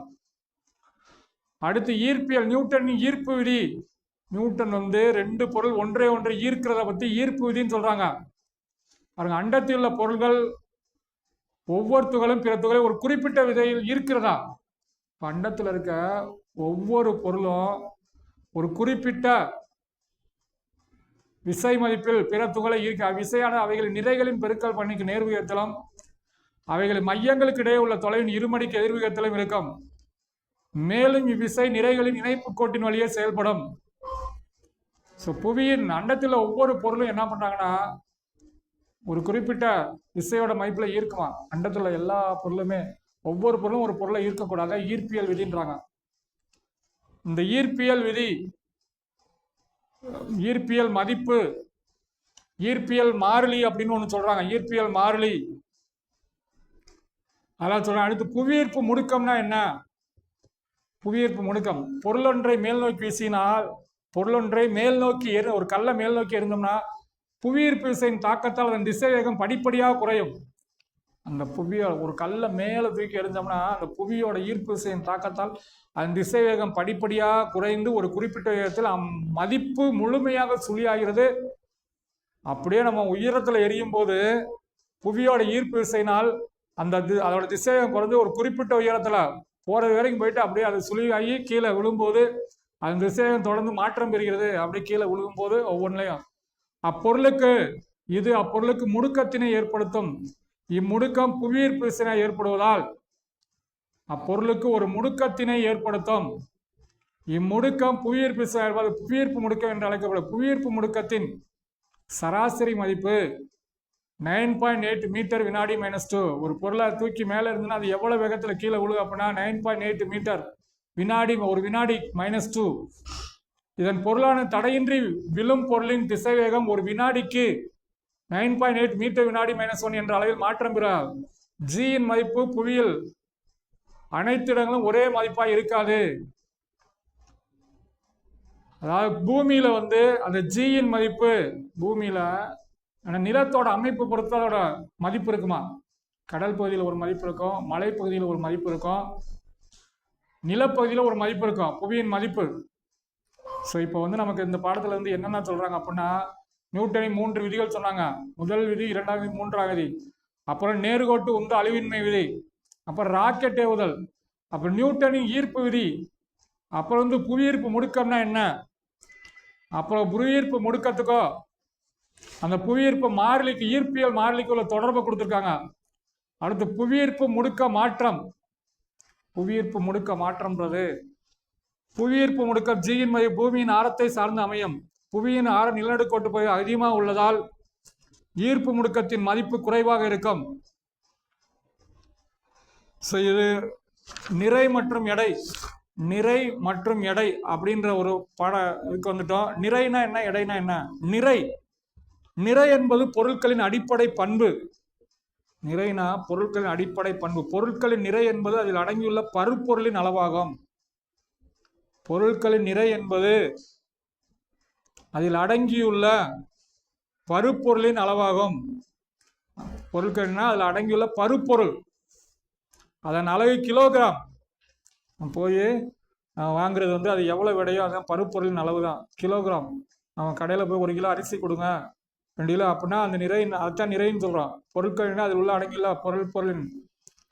அதே மாதிரி எடைனா என்ன? ஒரு பொருளின் மீது சில ஈர்ப்பு விசையின் மதிப்பு தான் அப்பொருளின் எடை. எடை ஈக்குவல் டு நிறை இன்ட்டு புவியீர்ப்பு முடுக்கம். அதோட எடை என்பது நிறைனா பருப்பொருளின் அளவு, இது புவியீர்ப்பு விசையின் மதிப்பு. ஒரு பொருளின் மீது புவியீர்ப்பு விசையின் மதிப்பு, அதுதான் பொருளின் எடை. அது பருப்பொருளின் எடை, இது புவியீர்ப்பு விசை தான் எடைன்றாங்க. அப்படின்னா நிறையையும் புவியீர்ப்பு முடுக்கத்தை பெருக்கினா இது ஒரு வெக்டர் எப்போதும் புவியின் மையத்தை நோக்கி செயல்படும். அதன் அலகு, அதோட அலகு கிலோகிராம். நிறையின் அலகு கிலோகிராம், எடையின் அலகு நியூட்டன். எடைனா அந்த ஈர்ப்பு விசைன்னு சொல்றாங்கல்ல, அந்த ஈர்ப்பு விசை நல்லா தெளிவா புரிஞ்சுக்கங்க. கொஞ்சம் புரிஞ்சுக்கிட்டோம்னா அந்த பாடம். நிறையோட மதிப்பு, நிறைனா பருப்பொருள் அளவு, இது புவியீர்ப்பு விசையின் மதிப்பு. எடைனா நிறையின் அலகு கிலோகிராம், எடையின் அலகு நியூட்டன். எடையின் அலகு நியூட்டன். ஸோ இப்போ நிலவுல ஈர்ப்பு முடுக்கத்தை பற்றி நம்ம இப்போ படிக்க போகிறோம். இப்போ புவியீர்ப்பு முடுக்கத்தின் இடத்துக்கு இடம் மாறுமா? புவியீர்ப்பு முடுக்க புவியில் இடத்திடம் எடையின் மதிப்பும் இடத்திற்கிடம் மாறுபடும். பொருளின் எடை ஏன்னா புவியீர்ப்பு முடுக்கத்தோட மதிப்பு இப்போதான் நம்ம சொன்னோம். மலைப்பகுதியிலையும் கடல் பகுதியிலையும் நிலப்பகுதியிலையும் புவியீர்ப்பு முடுக்கத்தோட மதிப்பு புவியீர்ப்பு முடுக்கத்தோட மதிப்பு 9.8 மீட்டர் வினாடி அப்படின்னு இப்போ சொன்னோம். 9.8 மீட்டர் வினாடி -1. ஆனால் அது எல்லா பகுதியிலும் ஒரே மாதிரி இருக்காது, ஒவ்வொரு பகுதியிலும் ஒவ்வொரு மாதிரி இருக்கும். அந்த மாதிரி புவியீர்ப்பு முடுக்க மதிப்பு புவியில் இடத்திற்கிடம் மாறுபடுவதால் எடையின் மதிப்பும் இடத்திற்கிடம் மாறுபடும். பொருளின் எடை துருவ பகுதியில் அதிகமாக, நிலநடுக்கோட்டு பகுதியில் குறைவாகவும் இருக்கும். நல்லா பாருங்க, பொருளின் எடை எங்க அதிகமா இருக்குன்னா துருவ பகுதியில் அதிகமா இருக்குமா. பொருளின் எடை, ஒரு பொருளோட எடை துருவம், இந்த வட துருவம் தென் துருவம் சொல்றாங்களா, அந்த பகுதியில பொருளின் எடை அதிகமா இருக்குமா. நிலநடுக்கோட்டு பகுதியில குறைவாக இருக்குமா. அது மாதிரி நிலவில் ஈர்ப்பு முடுக்கத்தின் மதிப்பு, இப்போ பூமியில ஈர்ப்பு முடுக்கத்தின் மதிப்பாரு, நிலவில் ஈர்ப்பு முடுக்க 1.625 மீட்டர் வினாடி -2. இது புவியின் ஈர்ப்பு முடுக்கத்தில் 60 கிலோகிராம் நிறையுள்ள ஒருவர் பூமியில 588 நியூட்டன் எடையுடன், அது 60 கிலோகிராம் நிறையுள்ள ஒருவர் பூமியில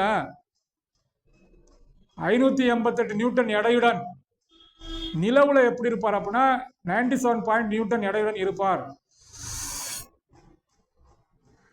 இப்போ ஒருத்தர் 60, அவர் பூமியில நியூட்டன் என்ன சொல்றாங்க, 588 நியூட்டன் அப்படின்னு சொல்றாங்க. ஆனா அதே நிலவுல 588 நியூட்டன் இருக்கவரு நிலவுல அவ்வளவு குறைவா இருக்காராம், 97.5 நியூட்டன் தான் இருப்பாராம். ஆனா பூமிக்கும் நிலவுக்கும் எடை குறைவு. பூமியில இருக்கவங்க நிலவுக்கு போனா எடை குறைவா தான் இருப்பாங்களாம் அப்படின்னு ஒரு கான்செப்ட் தான். ஆனா புவியிலும் நிலவிலும் வெயிட் மாறாதான். இப்ப 2 பாயிண்ட் சொல்றாங்களா, பூமியிலையும் அது நிலவுலையும் குறையுது. அதாவது எடை குறையுது, ஆனா நிறை குறையாதான். எடை குறையுமா நிறை குறையாதான். 60 கிலோகிராம்னா அங்கே 60, ஆனா அதை எடையில அந்த புவியீர்ப்பு முடுக்க மாறுறதை பொறுத்து, புவியீர்ப்பு முடுக்க மாறுறதை பொறுத்து தான் அந்த எடை குறைவு ஏற்படுகிறது. எடைனா புவியீர்ப்பு விசை, அதான் எடை. அந்த புவியீர்ப்பு விசை பொறுத்து அதை பொருள். நிறைனா அது அதோட மொத்தம் பருப்பொருளின் அளவு. இன்னும் புரிஞ்சுக்க வாய்ப்பு முயற்சி பண்ணுவா. அடுத்து தோற்ற எடை அப்படின்னாங்க, எடை இழப்புன்றாங்க. அடுத்து விண்வெளி வீரரின் உடல் எடையில, விண்வெளி வீரரோட எடை இழப்பு பாருங்க. விண்வெளி வீரர் விண்வெளியில பறக்கும் போது எடை குறைவா காணப்படுவாராம். அடுத்து இன்னும் ஒரே ஒரு பாயிண்ட் இப்போ படிக்க போறோம். இந்த நியூட்டனின் ஈர்ப்பு விதி எங்கெங்க நியூட்டன் முதல் படம் போல நியூட்டன் முதல் விதி, 2ஆம் விதி, 3ஆம் விதி. நியூட்டன் முதல் விதி எது, 2ஆம் விதி எது, 3ஆம் விதி எது. அப்புறம் விசையின் திருப்புதல். நியூட்டன் முதல் விதியில என்ன படிச்ச விசை. நியூட்டன் 2ஆம் விதி நேர்கோட்டு அழிவின்மை விதி. அதே மாதிரி ராக்கெட் ஏவுதல். நிறைனா என்ன, எடைனா என்ன. இன்னும் கடைசி டாபிக் நியூட்டனின் ஈர்ப்பியல் விதிகள். நியூட்டனோட ஈர்ப்பியல் விதிகளோட பயன். அண்டத்தில் உள்ள விண் பொருட்களின் பரிணாமங்களை அளவிட பொது ஈர்ப்பியல். பாருங்க, அண்டத்துல மேல விண் பொருட்களின் பரிமாணங்களை அளவிட பொது ஈர்ப்பியல் விதி பயன். புவியின் நிறை பாருங்க, புவியின் நிறை எவ்வளவு, புவியின் ஆரம் எவ்வளவு, புவியீர்ப்பு முடுக்க முன்னிட்டு துல்லியமாக கணக்கிட இந்த நியூட்டன் ஈர்ப்பியல் விதி பயன்படுகிறார். புவியோட நிறை, புவியோட ஆரம், புவியோட ஈர்ப்பு முடுக்கம் ஆகியவற்றை துல்லியமாக கணக்கிட நியூட்டன் ஈர்ப்பியல் விதிகள். அடுத்து புதிய விண்மீன்கள் மற்றும் கோள்களை கண்டுபிடிக்க. புதிய விண்மீன், மேல ஏதாவது புதிய விண்மீன் இருக்கா, புதிய கோள்கள் இருக்கான்னு கண்டுபிடிக்க விதி உதவுகிறது. சில நேரங்களில் விண்மீன்கள் சீரற்ற நகர்வு அருகில் உள்ள கோள்கள் இயக்கத்தை. அங்க சில நேரத்துல விண்மீன்களோட சீரற்ற நிகழ்வு நகர்வு கோள்களின் இயக்கங்கள். அந்நேரங்கள் விண்மீன்களின் நிறையினை அளவிட, அந்நேரங்களில் விண்மீன்களின் நிறையினை அளவிட இந்த விதி பயன்படுகிறது. அடுத்து பாருங்க, தாவரங்களின் வேர் முளைத்தல் மற்றும் வளர்ச்சியின் புவியின் ஈர்ப்பு விசை சார்ந்து அமைவது. தாவரங்களோட வேர் முளைக்கிறது, அது எதை சார்ந்து அமையும்னா அந்த புவியோட ஈர்ப்பு விசை சார்ந்து அமைக்குவான். அவனோட வளர்ச்சியும் புவியோட ஈர்ப்பு விசை சார்ந்த, இது புவி திசை சார்பு இயக்கம் என்று இந்நிகழ்வை விளக்க இவ்விதி பயன்படும். அடுத்து விண்பொருட்களின் பாதையினை வரையறை செய்வதற்கு, விண்பொருட்களோட பாதையினை வரையறை செய்வதற்கு இது நமக்கு ஈர்ப்பு விதி பயன்படும். ஃபர்ஸ்ட் லெசன் முடிஞ்சு, ஃபர்ஸ்ட் லெசன் நமக்கு முடிஞ்சு. இதுல ஒன்னேடு கொடுத்துருக்காங்க. கீழ்கண்டவற்றில் நிலைமம் எதனை சார்ந்தது. நிலைமம் பொருளின் எடையை சார்ந்தது. நிலைமம் எதனை சார்ந்ததுன்னா பொருளின் எடையை சார்ந்தது. அடுத்து கணத்தாக்கு கீழ்கண்டவற்றை எதற்கு. கணத்தாக்குனா உந்த மாற்றம், கணத்தாக்கு விசை எதற்குனா உந்த மாற்றம். அடுத்து நியூட்டனின் 3ஆம் விதி எங்கு பயன்படுகிறது. ஓய்வு நிலையில் உள்ள பொருளும் பயன்படும், இயக்க நிலையில் உள்ள பொருளும் பயன்படும். அடுத்து உந்த மதிப்பு ஒய்யச்சிலம் காலத்தினை எக்ஸச்சிலம் கொண்டு வரைபட சாய்வின் மதிப்பு விசை. உந்த மதிப்பை ஒய்யச்சிலம் காலத்தினை எக்ஸச்சிலம் கொண்டு ஒரு வரைபட இந்த வரைபட சாய்வின் மதிப்பு விசை. விசையின் சுழற்சி விளைவு கீழ்காணும் எந்த விளையாட்டில் பயன்படுகிறது? விசையின் சுழற்சி விளைவு, விசையோட சுழற்சி விளைவு வந்து சைக்கிள் பந்தயம். புவியீர்ப்பு முடுக்கம் ஜியின் அலகு ms-2. இது கீழ்காணும் அலகுகள் எதற்கு சமமாகும்? ms-2 வந்து nkg-1.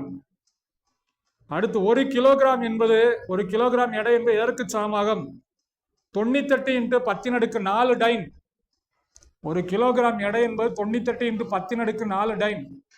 அடுத்து புவியில் m நிறை கொண்ட ஒரு பொருள் புவியின் ஆரத்தில் பாதி அளவு ஆரம் கொண்ட கோல் ஒன்றிற்கு எடுத்து செல்லப்படுது. அங்கு அதன் நிறை மதிப்பு அங்கே m தான் இருக்கும்.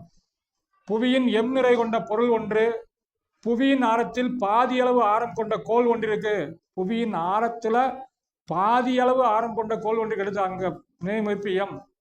நிறை மதிப்பு மாறாமல் புவியானது தனது ஆரத்தில் 50% சுருங்கினால் புவியில் பொருட்களின் எடை.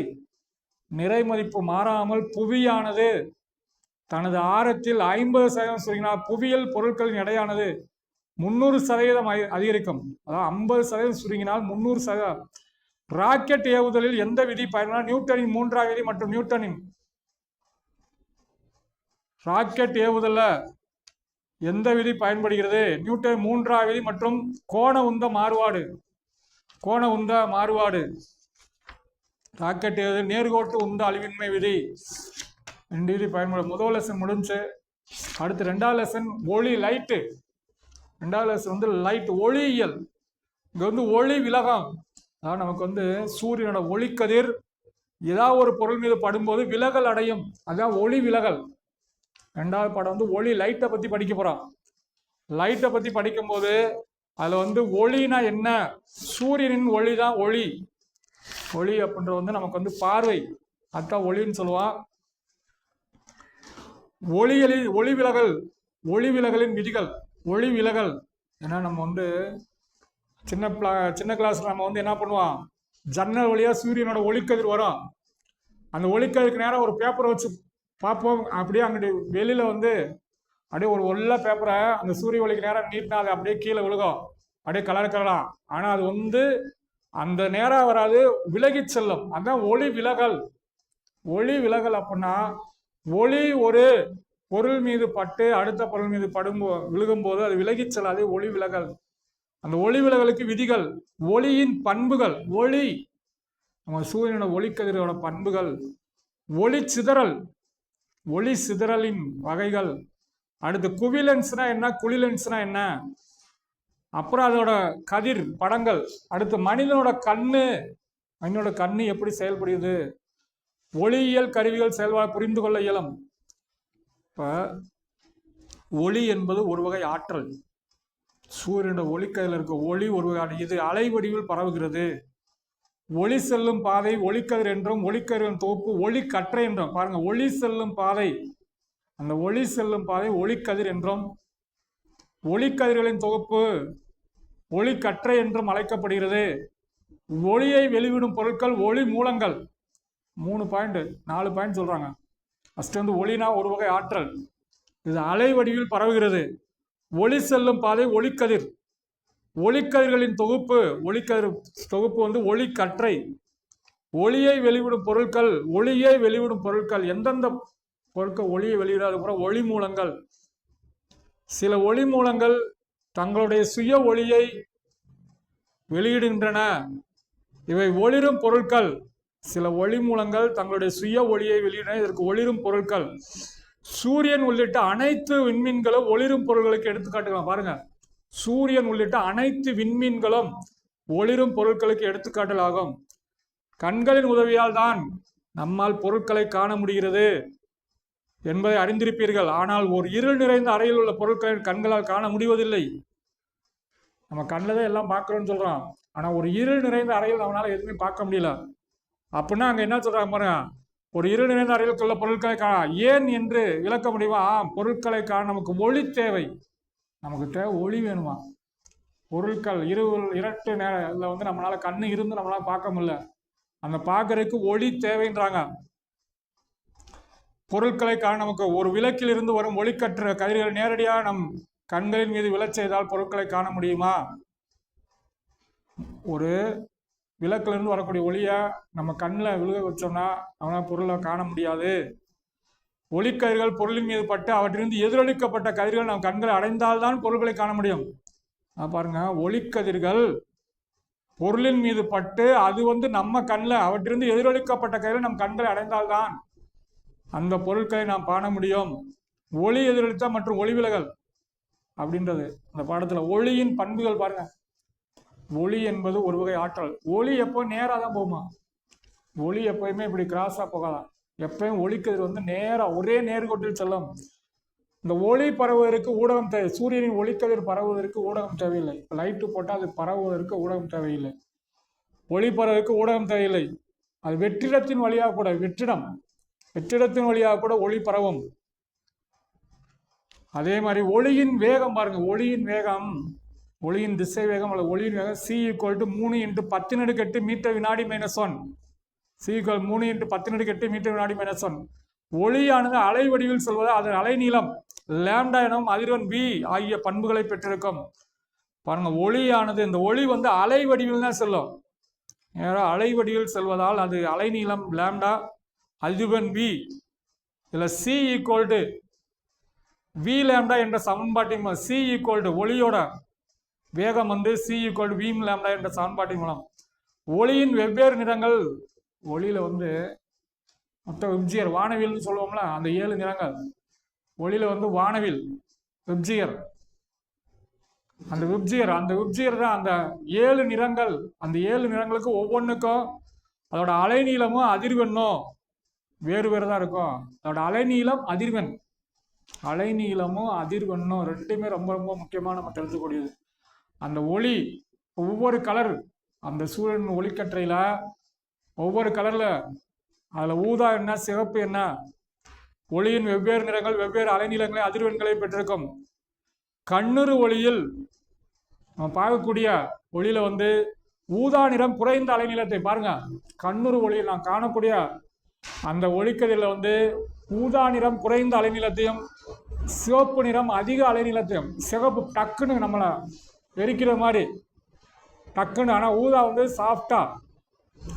ஒளியானது இருவேறு ஊடகங்களின் இடைமுகப்பை அடையும் போது அது பகுதியளவு எதிரொலிக்கும், பகுதியளவு விலகல் அடையும். பாருங்க, ஒளியானது இருவேறு ஊடகங்களின் இடைமுகப்பை அடையும் போது பகுதி எதிரொலிக்க பகுதி விலகல் அடையுமா?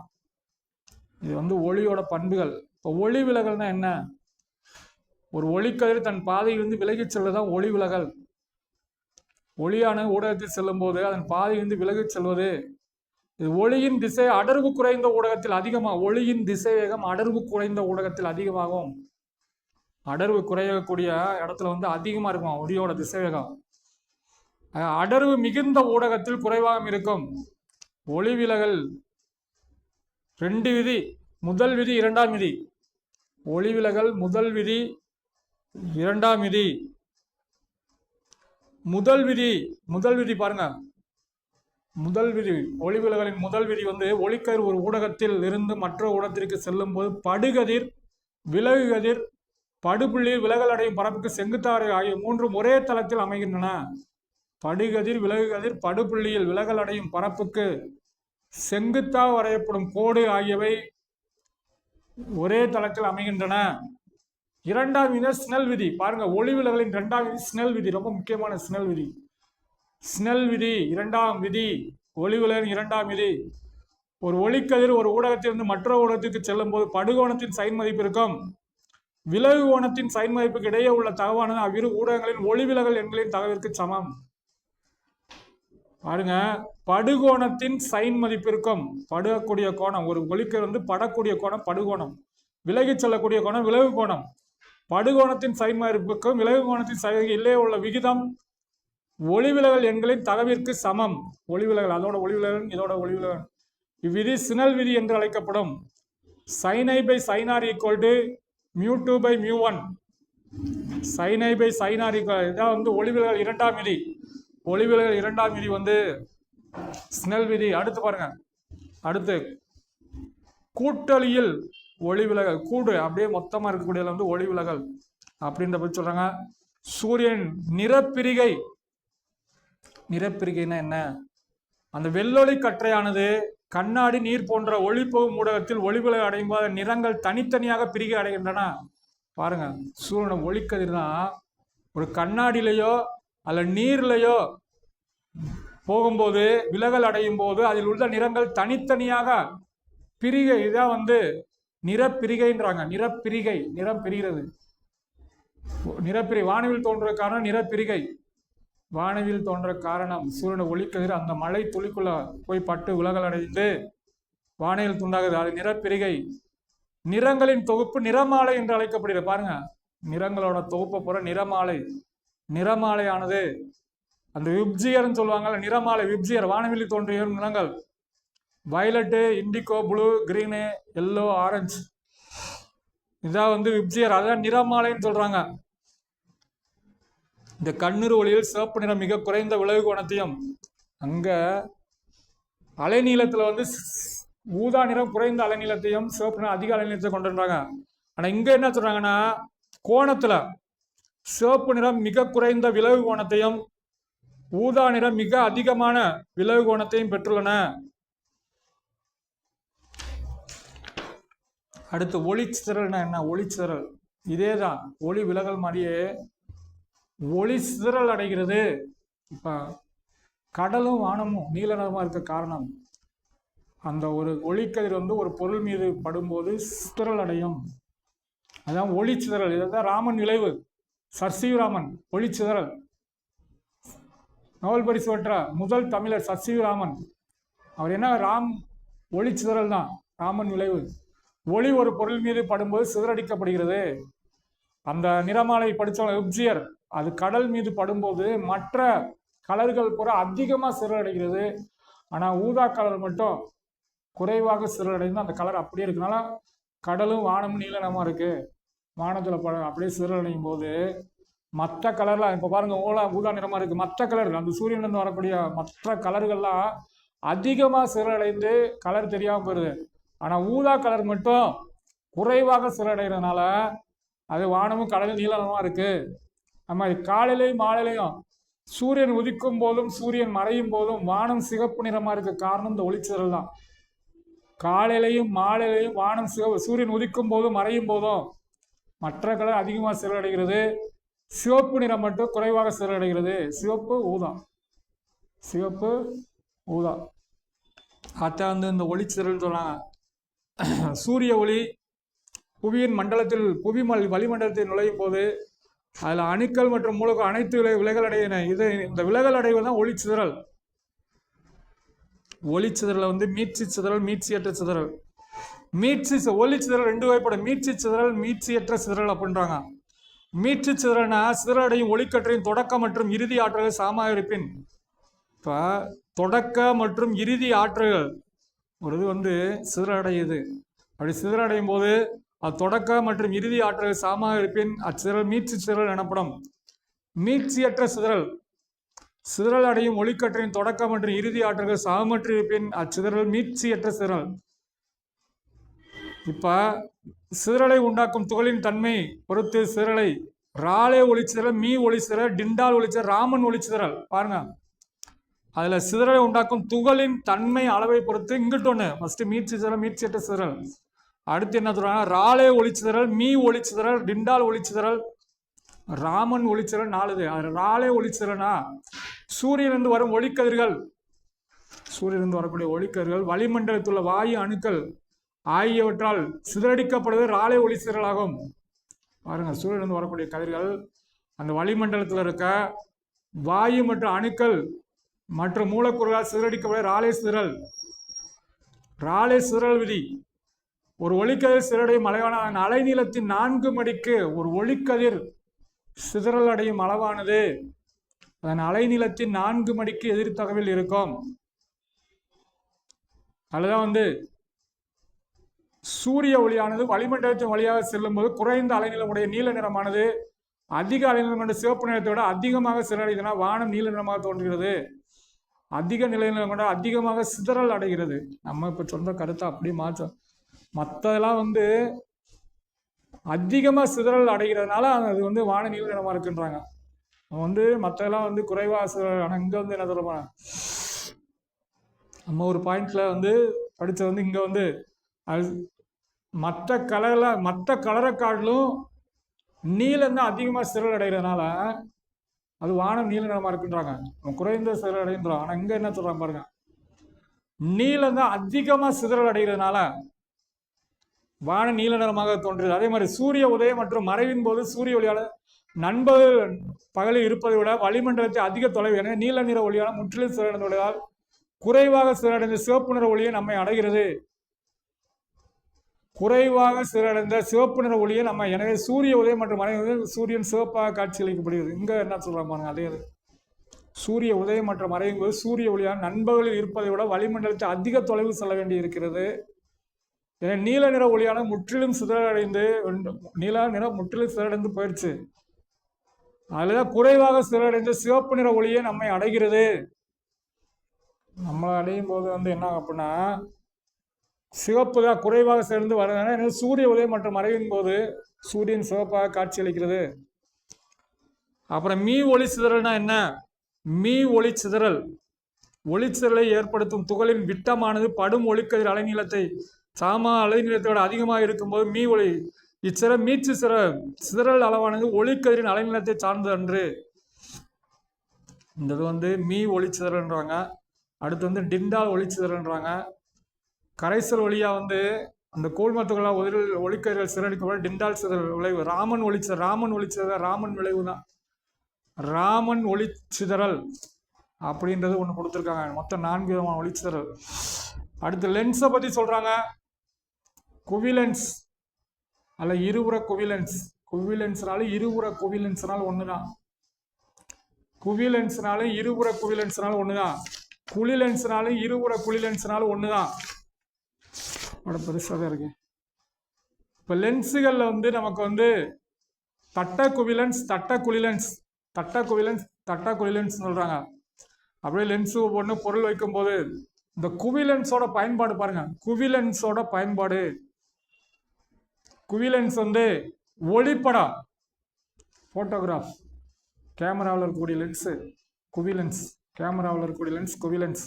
உருப்பெருக்கும் கண்ணாடிகள். உருப்பெருக்கும்னா பொருளை பெருசா தெரிகிறது.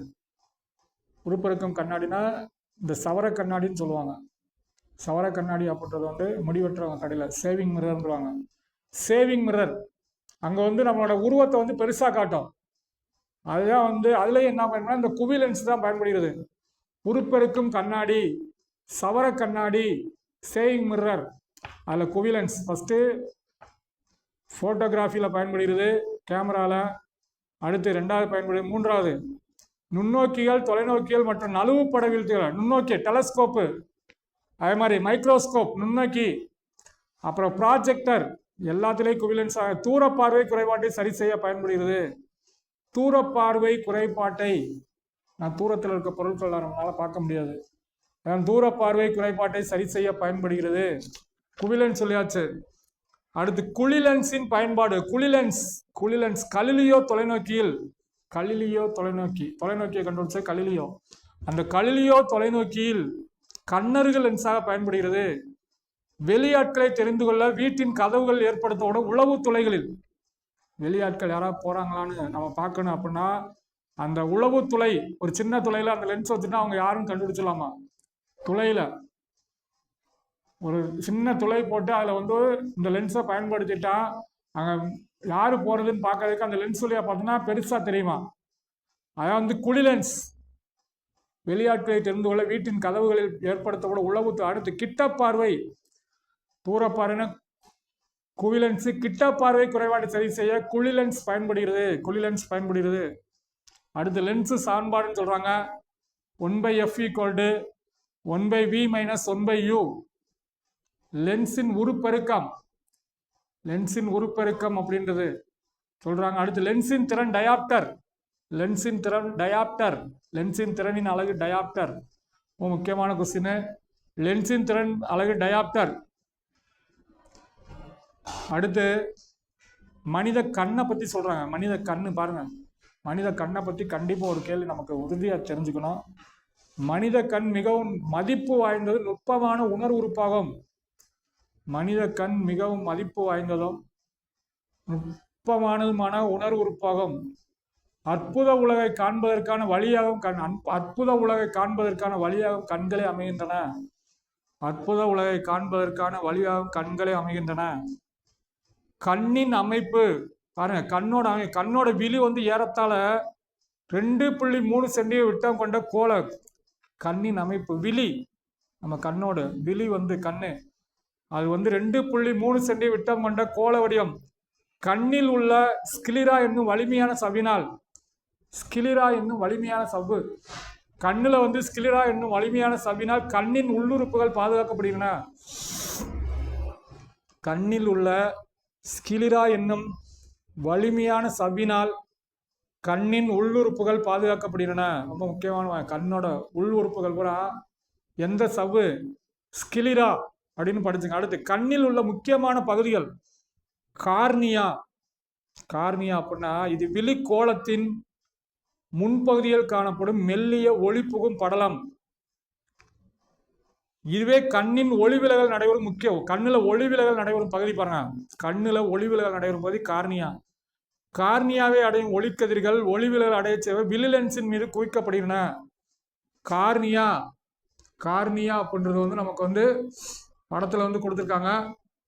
அதுல கார்னியா அப்படின்றது விழிக்கோளத்தின் முன்பகுதியில் காணப்படும் மெல்லிய படலம், ஒளி புகும் படலம். இதுவே கண்ணில் ஒளிவிலகல் நடைபெறும் பகுதி. அடுத்து ஐரிஸ்னா என்ன? இது கண்ணில் நிறமுடைய பகுதி. ஐரிஸ், ஐரிஸ் அப்படின்னா நம்ம கண்ணில் நிறமுடைய பகுதி. இது நீலம் அல்லது பழுப்பு அல்லது பச்சை நிறம். இது ஒவ்வொரு மனிதருக்கு தனித்தன்மை வாய்ந்த நிறமற்ற அமைப்பு. இது ஒளிப்பட கருவியின் முகப்பை போன்று செயல்பட்டு கண் பார்வையின் உள்ளே நிலை ஒளிக்கதிர்கள்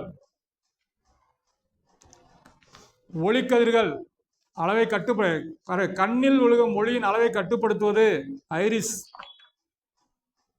ஓகே, பாருங்க, கண்ணில் விழுகின்ற ஒளியின் அளவை கட்டுப்படுத்துவது ஐரிஸ். முக்கியமான கார்னியா, அதில் ஒளிவிலகல் நடைபெறுகிறது. ஐரிஸ் அப்படின்னா இது கண்ணில் விழுகின்ற ஒளிக்கதிரின் அளவை கட்டுப்பாடு. அடுத்து கண் பார்வை. இது ஐரிஸின் மையப்பகுதி. கண் பாவை, கண் பார்வையில் கண் பாவை. இது ஐரிஸோட மையப்பகுதி. பொருட்களிலிருந்து வரும் ஒளிக்கதிர் கண் பாவையின் வழியாகவே விழித்திரை அடையும். அடுத்து விழித்திரை. விழித்திரைக்கு பேர் ரெட்டினா. இது விழிக்கோளத்தில் பின்புற உட்பட இது அதிக உணர்வு நுட்பமுடைய பகுதியில் பொருளின் தலைகீழான மெய்ப்பிம்பம். இந்த ரெட்டினா தான் ரெட்டினானா விழித்திரை. ஃபர்ஸ்ட் முதல் பாயிண்ட் கார்னியா, ரெண்டாவது ஐரிஸ், மூணாவது கண் பாவை, அடுத்து விழித்திரை. இதுல ஒரு கேள்வி முக்கியமாக கேட்டிருக்கேன். என்ன கேள்வி அப்படின்னா, கண்ணில் என்ற ஒளியின் அளவை கட்டுப்படுத்துவது. இப்பதான் படிச்ச cornea, sorry iris. First cornea ஒளிவிலகல், ஐரிஸ் தான் ஒளிக்கதிரின் அளவை கட்டு. கண் பாவை வழியா தான் ஒளிக்கதிர் உள்ள போகும். விழித்திரை அதே தலைகீழான மெய்பிம்பம். அப்புறம் கண்ணில் இருக்கக்கூடிய லென்ஸ் விழிலென்ஸ். இது குவிலென்ஸாக தான் இருக்கு. இந்த லென்ஸ் குவிலென்ஸ். நம்ம கண்ணில் இருக்கக்கூடிய லென்ஸ் குவிலென்ஸ். அடுத்து சிலியரி தசைகள். ஃபர்ஸ்ட் ஸ்கிலீரான ஒரு அமைப்பு. அந்த ஸ்கிலீரா அப்படின்னு வெளியான சவ்வு. ஸ்கிலீரான சவ்வு, சிலியரி தசைகள். விழிலென்ஸ் ஆனது சிலியரி தசைகள். இந்த விழிலென்ஸ் தான் சிலியரி தசைகள் தாங்கப்படுகிறது. பொருட்களின் தொலைவிற்கு ஏற்ப குவிலென்ஸ் தன் குவிய தூரத்தை மாற்றிக்கொள்ள இந்த தசைகள், அந்த பொருட்களின் தொலைவிற்கேற்ப அந்த விழிலென்ஸ் தன் குவிய தூரத்தை மாற்றிக்கொள்ள ஒரு கண்ணுல என்னென்ன அமைப்பு இருக்கு அப்படின்றத கண்டிப்பா தெரிஞ்சுக்கணும். கார்னியானா என்ன, ஐரிஸ்னா என்ன, கண் பாவை, விழித்திரை, ரெட்டினா, விழிலென்ஸ், சிலியரி தசைகள். இதை வச்சு நமக்கு ஒரு கேள்விகள் கண்டிப்பா கேட்போம். அப்புறம் கண்ணு எப்படி பார்வை நீட்டிப்புன்னு வருது. பார்வை நீட்டிப்புனா என்ன? பார்வை நீட்டிப்பு இரு அடுத்தடுத்த ஒளி துடிப்புகளுக்கு இடைப்பட்ட கால இடைவெளி. இரு அடுத்தடுத்த ஒளி துடிப்புகளுக்கு இடைப்பட்ட கால இடைவெளி 1/16 வினாடியை விட குறைவாக இருந்தால் மனித கண்களால் அவற்றை தனித்தனியாக வேறுபடுத்தி அறிய இயலாது. அதாவது ஒளி துடிப்புகளுக்கு இடைப்பட்ட கால இடைவெளி 1/16 வினாடியை விட குறைவாக இருந்தால் மனித கண்களால் அவற்றை தனித்தனியாக வேறுபடுத்தி அறிய இது பார்வை நீட்டிப்பு எனப்படும். கண்ணின் அண்மை புள்ளி மற்றும் சேய்மை புள்ளி. கண்ணோட அண்மை புள்ளி மனித கண் ஒன்றினால் தன் எதிரில் உள்ள பொருட்களை தெளிவாக காணக்கூடிய மிகச்சிறிய தொலைவு தெளிவு காட்சியின் மீச்சிறு தொலைவு. நம்ம மனித கண் ஒன்றினால் தன் எதிரில் உள்ள பொருள்களை தெளிவாக காணக்கூடிய மிகச்சிறிய தொலைவு தெளிவு காட்சி மீச்சிறு தொலைவு. இது அண்மை புள்ளி என்ற அளவில் இது பொதுவாக 25 சென்டிமீட்டர். நம்ம கண்ணு வந்து எவ்வளவு தொலைவுள்ள பொருளை தெளிவாக பார்க்கணும்னா 25 சென்டிமீட்டர் 25 சென்டிமீட்டர் தொலைவுள்ள பொருளை தெளிவு. இதான் வந்து தெளிவு காட்சியின் மீச்சிறு தொலைவுன்னு சொல்லுவோம். நிறைய எக்ஸாம்பிள் கேட்டுக்காங்க. தெளிவு காட்சியின் மீச்சிறு தொலைவு. அதே மாதிரி அடுத்து நோய்கள் பற்றி படிக்க. கண்ணுல குறைபாடுகள், கண்ணோட குறைபாடுகள் 3. கிட்ட பார்வை. கிட்ட பார்வைக்கு பேர் மையோபியா. கிட்ட பார்வைனா மையோபியா, தூர பார்வைனா ஹைப்பர் மெட்ரோபியா. கிட்ட பார்வைனா அருகில் உள்ள பொருட்கள். இந்த கிட்ட பார்வை விழிக்கோளம் நீண்டு விடுதல். இக்குறைபாடு உள்ள மனிதன் அருகில் உள்ள பொருட்களை தெளிவாக காண முடியும். ஆனால் கிட்ட பார்வை பக்கத்தில் கண்டுபிடிக்க, தூரத்தில் இருக்கிறத பார்க்க முடியாது. அதான். ஆனால் தொலைவுள்ள பொருட்களை விழிலென்ஸின் குவிய கிட்ட பார்வை குழிலென்ஸ் மூலம் சரி செய்யறோம். அடுத்து தூர பார்வைக்கு என்ன சொல்றாங்க? தூரத்தில் இருக்க நல்லா தெரியும், பக்கத்தில் இருக்க தெரியாது, வந்து குவிலென்ஸ். அடுத்து விழி ஏற்பமைவு திறன் குறைபாடு, பார்வை சிதறல் குறைபாடு. நுண்ணோக்கிகள் அடுத்த தலைப்பு கண்டோம். நுண்ணோக்கினா என்ன? பொருட்களை பெரிதாக காண பயன்படுவது. மிக நுண்ணிய பொருட்களை காண உதவும் ஒளியியல் கருவி நுண்ணோக்கி. அதாவது பொருட்களை பெரிதாக தொலைநோக்கி, டெலஸ்கோப் தொலைவுள்ள பொருட்களை காண தொலைநோக்கி. இங்க மிகச்சிறிய பொருட்களை கூட பார்க்கறது நுண்ணோக்கிகள், மைக்ராஸ்கோப். மிகச்சிறிய பொருட்களை கூட நம்ம பெருசா பார்க்கலாமா? அதுலதான் வந்து என்னென்ன நுண்ணோக்கி? எளிய நுண்ணோக்கி அப்படின்னு சொல்லு. எளிய நுண்ணோக்கி, எளிய நுண்ணோக்கியில கூட்டு நுண்ணோக்கி. பாருங்க, எளிய நுண்ணோக்கினா என்ன அப்படின்னா நம்மளா ஒரு உருவாக்குறது. குறைந்த குவிய தொலைவு கொண்ட குவிலென்ஸ் ஆனது எளிய நுண்ணோக்கியாக குறைந்த குவிய தொலைவு கொண்ட குவிலென்ஸ் தான் எளிய நுண்ணோக்கியாக செயல்படுகிறது. குவிலென்ஸை கண்களுக்கு அருகில் வைத்தோடு பொருட்களை பார்க்கும் பொருளின் பெரிதாக்கப்பட்ட மாயவு முன் தோன்றுகிறது. எளிய நுண்ணோக்கி எங்கெங்க பயன்படுது பாருங்க. எளிய நுண்ணோக்கி கடிகாரம் பழுது பார்ப்பவர்கள் மற்றும் ஆபரணங்கள் பயன்பட சிறிய எழுத்துக்களை பெரிதாக படிக்க உதவுகிறது. பூச்சிகள் மற்றும் பூச்சிகளின் பாகங்களை உற்றுநோக்க பயன்படுகிறது. தடய அறிவியல், ஃபோரன்சிக் சயின்ஸ், தடய அறிவியல் துறையில் கைரேகைகளை பகுத்தறிய இந்த எளிய நுண்ணோக்கி பயன்படுகிறது. அடுத்து கூட்டு நுண்ணோக்கி. கூட்டு நுண்ணோக்கி அப்படின்றத கொடுத்துருக்காங்க. அப்புறம் வந்து கூட்டு நுண்ணோக்கியின் மூலம் வந்து ஒரு பொருளை வந்து உருப்பெருக்கி நம்ம பார்க்கலாம். அடுத்து என்னன்னா தொலைநோக்கின்னு சொல்றாங்க. தொலைநோக்கி தொலைவில் உள்ள பொருட்களை காணப்போய் தொலைநோக்கி, கலிலியோ தொலைநோக்கி, கெப்லர் தொலைநோக்கி அப்படின்லாம் சொல்றாங்க. அதே மாதிரி வானியல் தொலைநோக்கி. தொலைநோக்கிகளில் கோளக ஆடிகள் பயன்படுத்தப்படுகின்றன. தொலைநோக்கிகளின் நன்மைகள். கோள்கள், விண்மீன்கள், விண்மீன் திறல்கள் குறித்த விரிவான பார்வையை பாருங்க. தொலைநோக்கி பாருங்க, கோள்கள், விண்மீன்கள், விண்மீன் திறல்கள் குறித்த விரிவான பார்வை நமக்கு. தொலைநோக்கியுடன் ஒளிப்பட கருவியை இணைப்பதன் மூலம் வான் பொருட்களை, தொலைநோக்கியுடன் ஒளிப்பட கருவிகளை இணைப்பதன் மூலம் வான் பொருட்களை ஒளிப்பட குறைவான செறிவுடைய ஒளியிலும், குறைவான செறிவுடைய ஒளியிலும். இந்த பாடம் 2ஆம் பாடம் முடியுது. ஒளியியல் அப்படின்ற ஒரு பாடம் வந்து நமக்கு வந்து முடியுது. ஸோ இதில் வந்து மொத்தம் 2 பாடம் பிசிக்ஸ், மொத்தம் வந்து 6 பாடத்தில் 2 பாடம் பிசிக்ஸ். ஏதோ வந்து ஒரு பேசிக்காக வந்து அதில் என்னென்ன இருக்குன்ற நம்ம சொல்லியிருக்கோம். 2ஆம் பாடத்து ஒளியியல் வந்து நம்ம என்ன படிக்கிறோம் அப்படின்னா, ஃபர்ஸ்ட் ஒளினா என்ன, ஒளி சிதறலின் வகைகள், ஒளி விலகல் விதிகள், ஒளி சிதறல் வகைகள், அப்புறம் குவிலென்ஸு குழிலென்ஸு, அடுத்து கண்ணின் குறைபாடு நோய்கள், கிட்டப்பாறை தூரப்பாறை, அடுத்து நுண்ணோக்கிகள். 2 பாடத்தில் இருக்கிறதா நம்ம வந்து இப்போ வந்து கொஞ்சம் பேசிக்காக வந்து நம்ம வந்து என்ன ஒரு பாடத்தில் என்னென்ன படிக்கணும் அப்படின்றத வந்து சொல்லியிருக்கோம். இதை வச்சுருந்தா நீங்கள் வந்து தெளிவாக படிங்க. மீண்டும் அடுத்த வகுப்பில் தொடர்பு கொள்கிறேன். நன்றி, வணக்கம்.